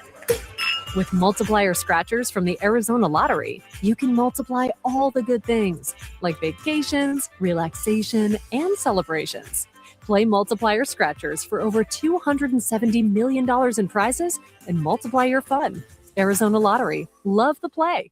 I'm Dan Patrick, and this is Above the Noise. Winning a Super Bowl comes with a price. The confetti falls. The rest of the league starts circling. Champions get rated in free agency. Role players become priorities. Depth becomes expensive. For the Seahawks, that reality is coming. And the more pressing concern might not be the roster. It might be the coaching staff. Clint Kubiak, the offensive coordinator, is going to Las Vegas. Continuity matters, especially on that side of the ball. Even with the most talented roster, it can feel the strain of that amount of recalibration. We've seen it before. Philadelphia felt the side effects after losing Kellen Moore. Detroit had to adjust after Ben Johnson departed. Both teams remain talented, but both underachieved this year. Seattle has the players, the foundation's solid, and they have their head coach. The championship is not sustained by talent alone, though. They are sustained by the right voice guiding the ship. History's clear. When the coaching continuity disappears, so does winning. I'm Dan Patrick, and this is Above the Noise. Tires matter. They're the only part of your vehicle that touches the road. Tread confidently with new tires from Tire Rack. Whether you're looking for expert recommendations or know exactly what you want, Tire Rack makes it really easy. Fast, free shipping, free road hazard protection, convenient installation options, and the best selection of Goodyear tires. Go to TireRack.com/Dan. See their Goodyear test results, tire ratings, and reviews. Be sure to check out all the special offers. TireRack.com. The way tire buying should be. At Heartland Steakco, they take their bacon seriously, from their double smoked hickory to their honey jalapeno, which brings sweet and spicy together for the perfect combination, to their all-new bacon flavors like whiskey peppercorn with its smoky richness, to their applewood double smoked bacon that's smoked over real applewood chips. Ordering is easy at heartlandsteakco.com. And right now, when you spend $199.99 or more, you'll get free shipping plus 2 pounds of bacon with promo code BACON. Taste the Heartland difference. NAU men's basketball action right here on KDUS AM 1060. This Saturday evening, join the Lumberjacks as they hit the road to take on Northern Colorado. Head coach Shane Burkhardt is more than ready to show off his team's talents on the road and earn his team another win. Join Mitch Strowman on the call live. It's NAU versus Northern Colorado this Saturday. Pregame at 5:30 p.m. and tip-off at 6 right here on KDUS AM 1060. Online at KDUS1060.com and the KDUS 1060 app.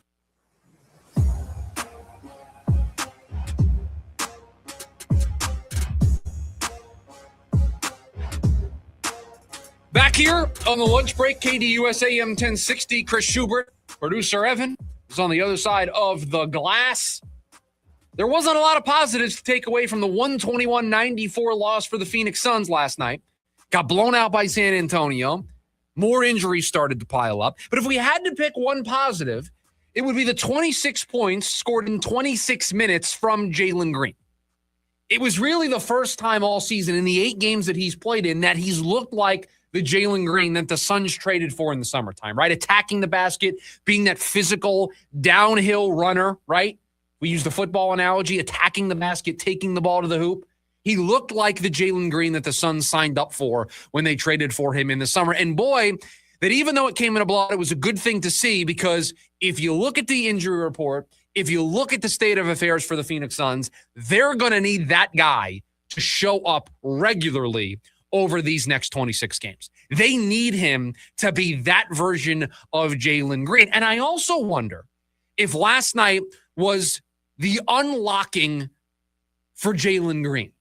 And what I mean by that is the mental unlocking, because he's had a rough go of it this season. Before last night, 7 games. That's it. 7 of the first 55. It has been nowhere close to the season that Jalen Green would have wanted in his first year in Phoenix as a 23-year-old player looking to make a name for himself, looking to break into stardom in this league. That's not what he would have wanted. 7 games in 55 opportunities. And so for him last night to score 26, sure, you're not happy that it came in a loss. Sure, results, team results matter way more than individual results. And everybody's going to say all of the right things. But Jalen Green said it afterwards that he felt like himself for the first time in a really long time. That he felt like the Jalen Green that Houston had last year. That he felt 100% like himself. And you hope that mentally now he can put everything behind him. He can put the 7 of 55 behind him. He can put the stops and starts behind him. And he can now be that kickstart that this offense needs, the kickstart that this team needs, especially if Devin Booker and or Grayson Allen miss some significant time. And I would argue that any time missed right now is significant time for the Phoenix Suns. They've got 26 games to go. So we've got injuries to pay attention to, with Jalen Green included. We've got suspensions to keep eyes on with Dylan Brooks, right? 2 more technicals will be another suspension. At technical number 18, he's going to miss another game. So these final 26, buckle up, ladies and gentlemen. You thought today's buy or sell was all over the place. The final 26 games of the Phoenix Suns season are going to be all over the place because it feels like it's going to be a game of whack-a-mole. Who's available, who's not? And the thing that the Phoenix Suns need, we said it yesterday, he's the most important player for this team over the final 27 games because he can bring them to a new level. Well, funny how 24 hours can change a conversation because now it's not about finding a new level. It's about maintaining the current level. And Jalen Green might be the person this team needs to rely on. We talked about it this week, just the importance of what Jalen Green can add to this team because they haven't had a consistent second scoring option all year, right? Like it's been a new guy every night, and then you lost Devin Booker for a little bit there, and then you didn't feel like you had a first really or a second scoring option, and you were filtering guys in, whether it was Dylan Brooks on a night, Colin Gillespie, Grayson Allen, whoever it would be. And the importance of having a second scoring option only brings this team to the next level. So, listen, it's in a blowout loss, but it's 26 points for Jalen Green. It's something you can feel good about because for the first time all year, you can kind of see, okay, that's what was supposed to happen. That's what we could get the final 26 games here. And it all depends on Devin Booker's health. But if you're able to get a healthy Devin Booker, a healthy Jalen Green, and get those guys into rhythm, don't you feel good about the scoring option on this team and probably better than you have all year? Like this team has won games and competed with some of the best teams in the Western Conference, missing one of them or both of them in some of these games, and to have what we believe and what we know as your 2 best scoring options healthy and playing off of each other, that's a really good sign for what could be the kind of home stretch of this season.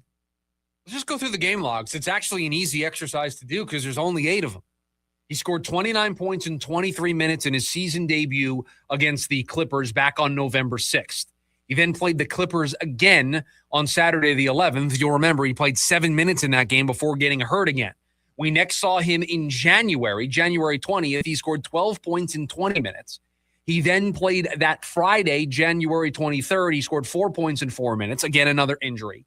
Came back a week later, Friday the 30th, played against Cleveland, 11 points in 16 minutes.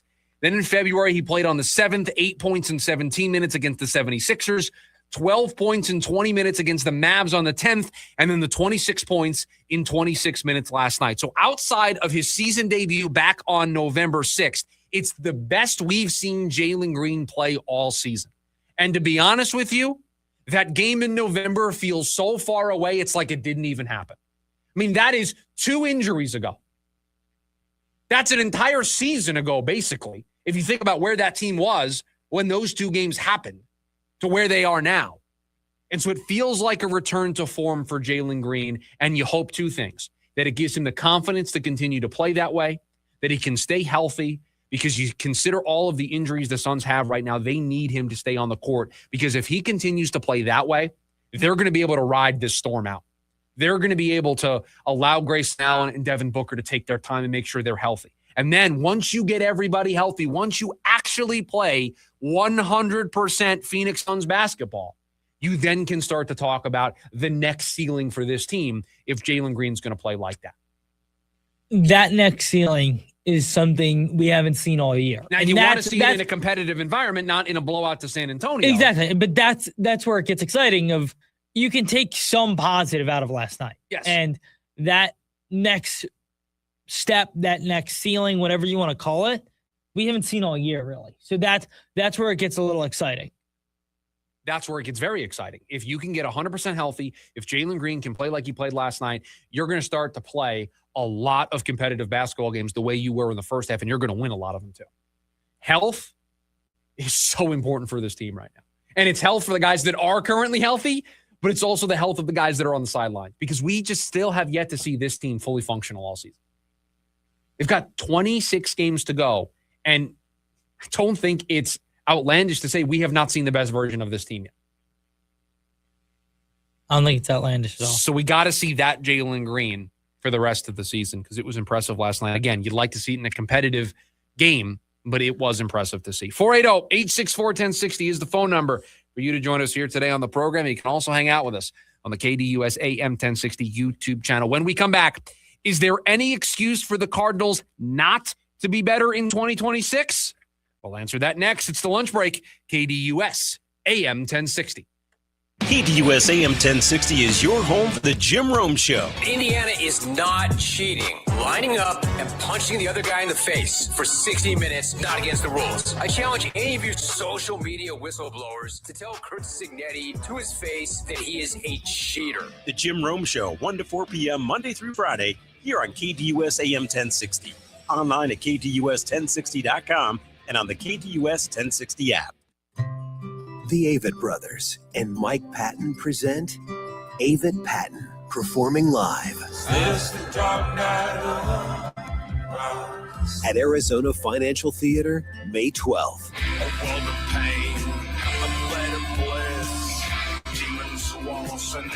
Avett Patton.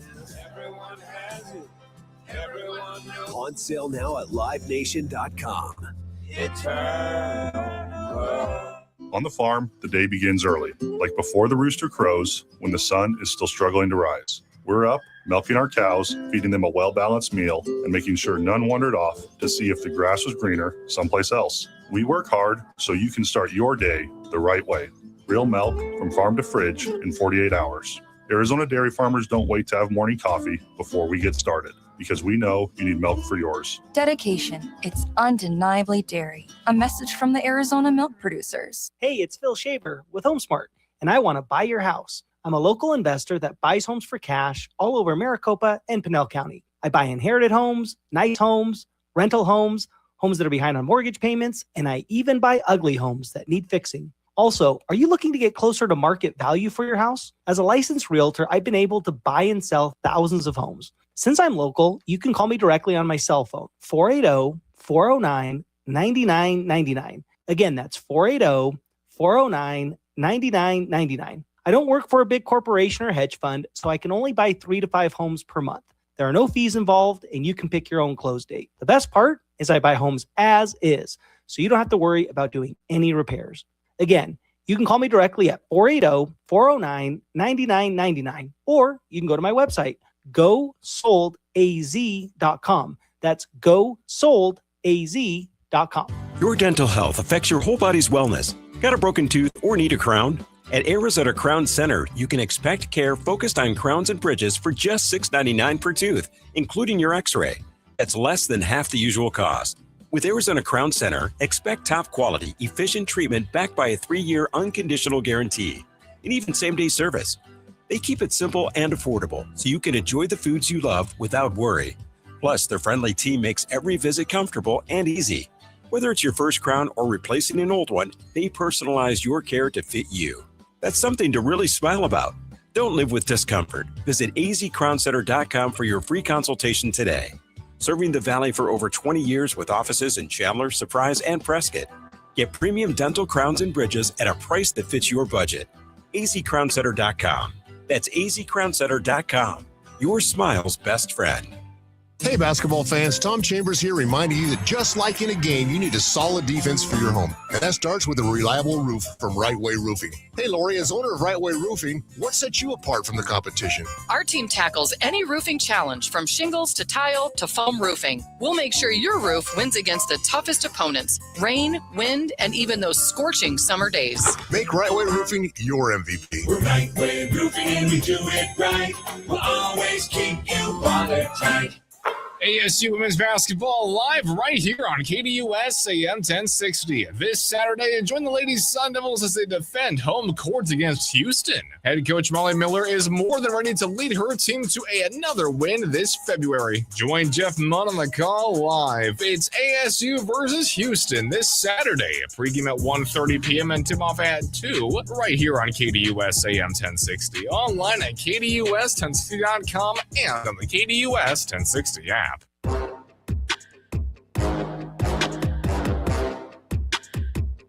I'm going to do this against my better judgment because we had this conversation at the end of hour number 1. I teased before the break that we were going to talk Cardinals.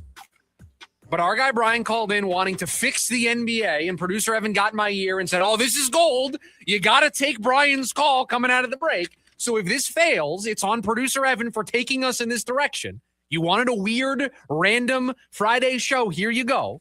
So against my better judgment, Brian, you're going to fix the NBA for me. You're going to fix the tanking issue. Go ahead. Hey, Chris. Yeah, I'm a little disappointed. My golden idea got short shrift yesterday, and I don't think it ever made it to air. You simply take all the teams that don't make the playoffs, and the best team gets the number 1 pick. So, for instance, this year, if it ends up the Bulls and the Bucks and the Grizzlies, so the Bulls would get the number 1 pick, and then so on and so forth. So it keeps all those bottom feeders interested. And hypothetically, what better drama could you have at the end of the season, like the Bulls and Bucks playing for, the next Shaquille or the next Wemby? I think that solves it. Now, it's not perfect, but it's certainly better than what we have now. Because I just laugh when these bottom feeders start to try to tank and lose and get ping pong balls. Don't they know that is all rigged? I mean, history tells us that. Go back to, Shaquille to Orlando, Ewing to the Knicks, Derrick Rose to Chicago. If it was above board, they would have those ping pong balls out on stage. But they are not going to take chances. The marketing guys in the NBA are not going to take chances by putting Shaquille O'Neal in Sacramento and so on and so forth. So I think my idea has got a lot of legs to it. I'd be curious to know what you think. Everyone have a good weekend. I'll talk to you next week. Thank you, Brian. He fixed the NBA. I would not describe it as gold, but it was not as bad as I thought it was going to be. It's actually not that bad of an idea, but it's also not an original idea. There's been a lot of conversation about, It's a great idea. It's Brian's idea. Because I understand the logic and the premise, right? You want it to be incentivized to compete. And so just because you compete and don't make the playoffs, your reward for being the first team out, let's say if we use the college basketball analogy, your reward for trying and being the first team out is, hey, you get the first you pick. have the number 1 overall pick. I'm not saying I agree with this, but let me give you the counter argument.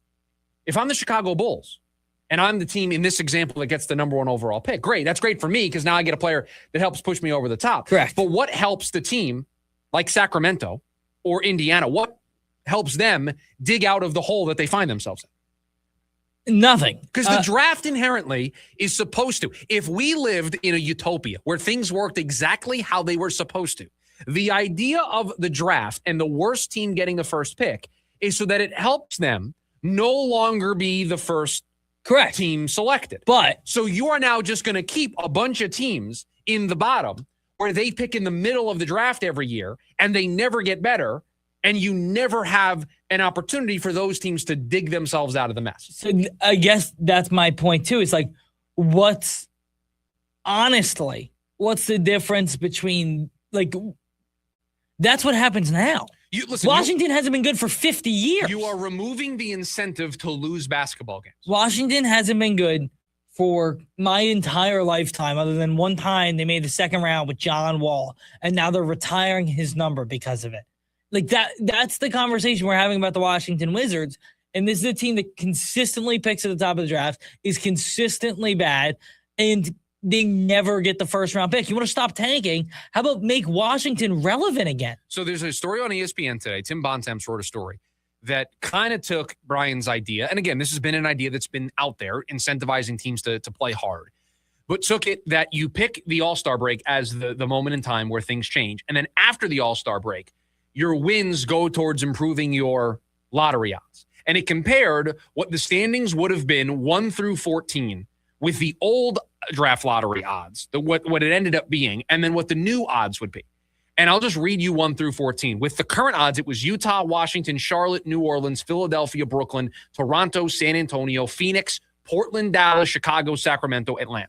Okay? If you flipped it and you said, hey, after the All-Star break, wins actually matter for you, you go Washington, Toronto goes from 7 to 2, Chicago goes from 12 to 3, New Orleans stays at 4, Charlotte actually falls from 3 to 5, Portland goes from 10 to 6, Utah falls from 1 to 7, Atlanta goes from 14 to 8, Brooklyn goes from 6 to 9, they fall, San Antonio goes from 8 to 10, Sacramento moves up from 13 to 11, Philadelphia falls from 5 to 12.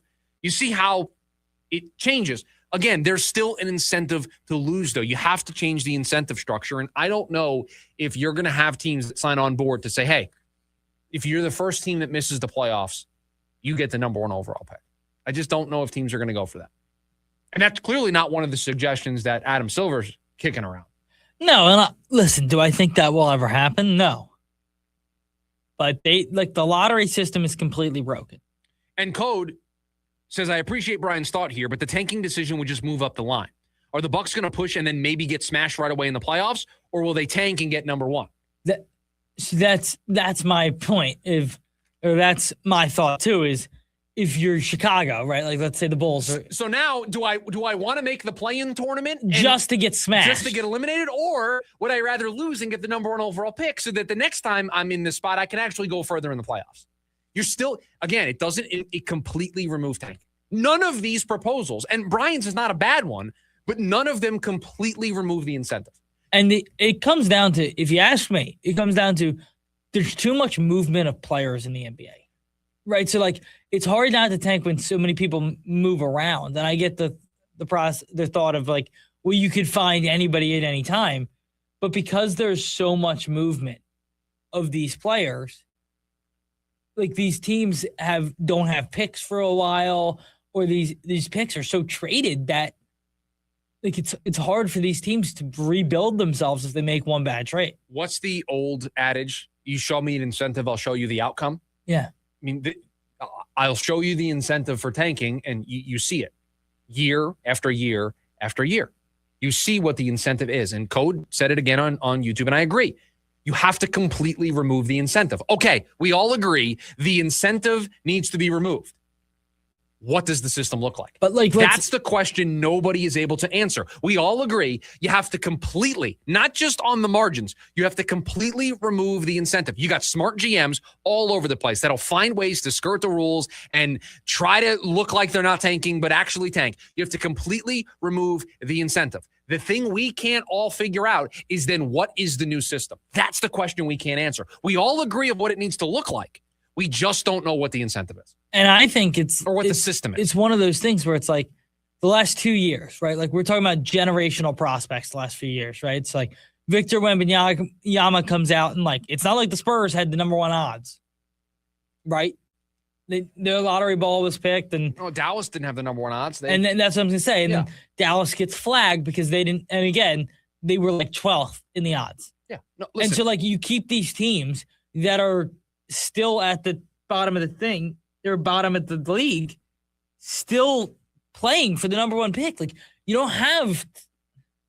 It's such a broken system, and because you have these outcomes where the Spurs get it or Dallas gets it after they traded, Luka, it's like, what are we doing? You have to change the incentive. You have to completely remove it. The problem is to completely remove it, it requires not just a tweak system, not just a move here or there to change the odds and change when you can pick inside the top 4. No, you have to completely reinvent the system. And I have yet to see a good answer to that. Even Mark Cuban's free agency answer has an inherent problem with it. The team that has the number 1 overall pick has the most money to offer to a free agent. So those teams are going to tank to try to have the most money available to go out and get a young player. You have to change the system. Unfortunately, there is not a single example thus far of a new system that I think completely removes the incentive. And the problem with that is Like how much? What's the difference in money, right? So like, if I finish 16th and I finish first, like how much more money am I making to have the most money? Right. Again, I have not found a good system that is going to replace the current one to fix this. 480-864-1060 is the phone number for you to join us here today on the program. When we come back, maybe I'll get to that Cardinal story I was going to get to. We'll make that the lead story in the leftovers. It's all the stories we didn't get to here today. We'll get to them next. The lunch break, KDUS, AM 1060. Join ASU baseball this Friday night right here on KDUS AM 1060. Start your weekend with ASU and the Diamond as the Sun Devils take on St. John's University. Head coach Lee Bloomquist knows what it takes to lead his team to another series opener win this season. Join Tim Healy on the call live. It's ASU versus St. John's University. Pregame at 6:15 p.m. and first pitch at 6:30 right here on KDUS AM 1060. Online at KDUS1060.com and on the KDUS 1060 app. It's frustrating when people intervene on you, but they have problems of their own. It's like when someone sends you a text, but the text comes from their email address. I hate this. Your name at iCloud, they FaceTime you from their email address? Are you calling on a child's iPad? Emmy-winning comedian John Mulaney announces his new tour, Mr. Whatever. Celebrity Theater, Friday, March 6th. Tickets on sale now at etix.com. Maybe you've had your eye on a Fulton home. The premium craftsmanship, thoughtfully designed floor plans, resort-style amenities, and award-winning communities across the valley. A place where every detail feels intentional. For many buyers, homeownership can feel out of reach. But now, owning a Fulton home is more attainable than ever. With special pricing, limited time incentives, and interest rate buydowns on select homes, now is the right moment to make your move. From beautifully designed interiors to the legendary quality Fulton Homes is known for, every detail is built to stand the test of time. Visit any Fulton Homes community today or go to fultonhomes.com. Fulton Homes. You're proud to own. We're proud to build. The Renaissance Festival is back. Weekends now through March 29th. Be ready to have a great time. Amazing adventure awaits the entire family. New shows, shopping, jousting nights, non-stop feasting. Leave your cares behind. Happiness reigns at the Renaissance Festival. It's fun and affordable. Visit now through March 29th. Discount tickets available at Bashas' and Food City or online at arizona.renfestinfo.com. Presented by Delta Airlines, Bashas', Food City, Pepsi, Budweiser, and Guinness. Huzzah! Join ASU baseball this Friday night right here on KDUS AM 1060. Start your weekend with ASU and the Diamond as the Sun Devils take on St. John's University. Head coach Lee Bloomquist knows what it takes to lead his team to another series opener win this season. Join Tim Healy on the call live. It's ASU versus St. John's University. Pregame at 6:15 p.m. and first pitch at 6:30 right here on KDUS AM 1060. Online at KDUS1060.com and on the KDUS 1060 app.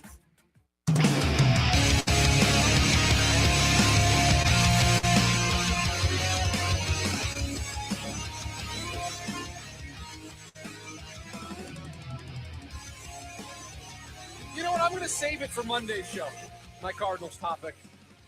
You're going to have to go into the weekend wondering, because I got a lot to do in the leftovers, and we don't have a lot of time. So we'll talk about the Cardinals and their excuses for not being better on Monday. I start with the schedule of the weekend. Starting tonight, 6:15 pregame right here on KDUS AM 1060. How about a little ASU baseball in your life? They'll take on St. John's University. That's in my backyard. Growing up in New York, St. John's University. ASU St. John's, 6:15 pregame tonight on KDUS AM 1060. We got a doubleheader of basketball on Saturday. ASU women's basketball up first. They'll take on Houston. That is a 1:30 pregame, 2 o'clock tip right here on KDUS AM 1060. NAU men's basketball at Northern Colorado. That's a 5:30 pregame, 6 o'clock tip. As long as everything is on time in the ASU women's basketball game, you'll listen to NAU men's basketball right here on KDUS AM 1060. And on Sunday, I couldn't tease it because we were waiting to put some pen to paper, but the Auto Trader 400 12 o'clock right here on KDUS AM 1060. You can listen to that also on the free KDUS AM 1060 app. So there are two broadcasters that air the NASCAR races, MRN and PRN. We got the MRN deal done, and everyone's asking about the PRN races. I said, to be determined. I'm working on it. I can now officially say that we've got the PRN races as well. So we've got everything for the NASCAR Cup Series all season long. You'll be able to listen to it right here on KDUS AM 1060. So the Auto Trader 400, 12 o'clock is when coverage will start here on KDUS AM 1060 and on the free KDUS AM 1060 app. All right, what do we have in the leftovers today, producer Evan? I got a fun story. Oh, are we making a pick for the Auto Trader? Oh. Because earlier in the program, John said he's got Ryan Blaney winning the Auto Trader 400 with Chase Elliott in the 2 spot. So Chase Elliott's there. Give me a second here. I gotta look. I'll pull up the schedule here. Well, qualifying hasn't happened yet, so we don't know. And what's the race called? The Auto Trader 400. That's right. Sorry. That's okay. I can say it again if you'd like. It's the Auto Trader 400.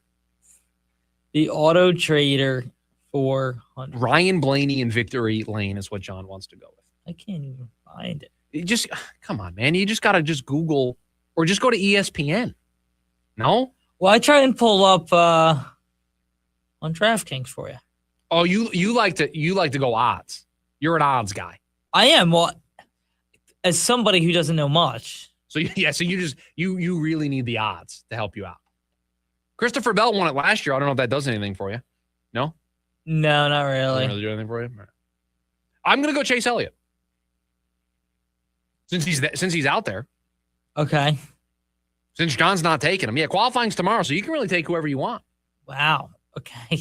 Well, now I don't know who I'm going to take. You want the leaders in points right now? Yeah, you got Tyler Reddick. Leaders in points. Tyler Reddick's leading the way with 58 points with a win. Joey Logano's at 46 points. Chase Elliott, who I've taken, is at 43. I always like Josh Reddick. I'm going to go with Reddick.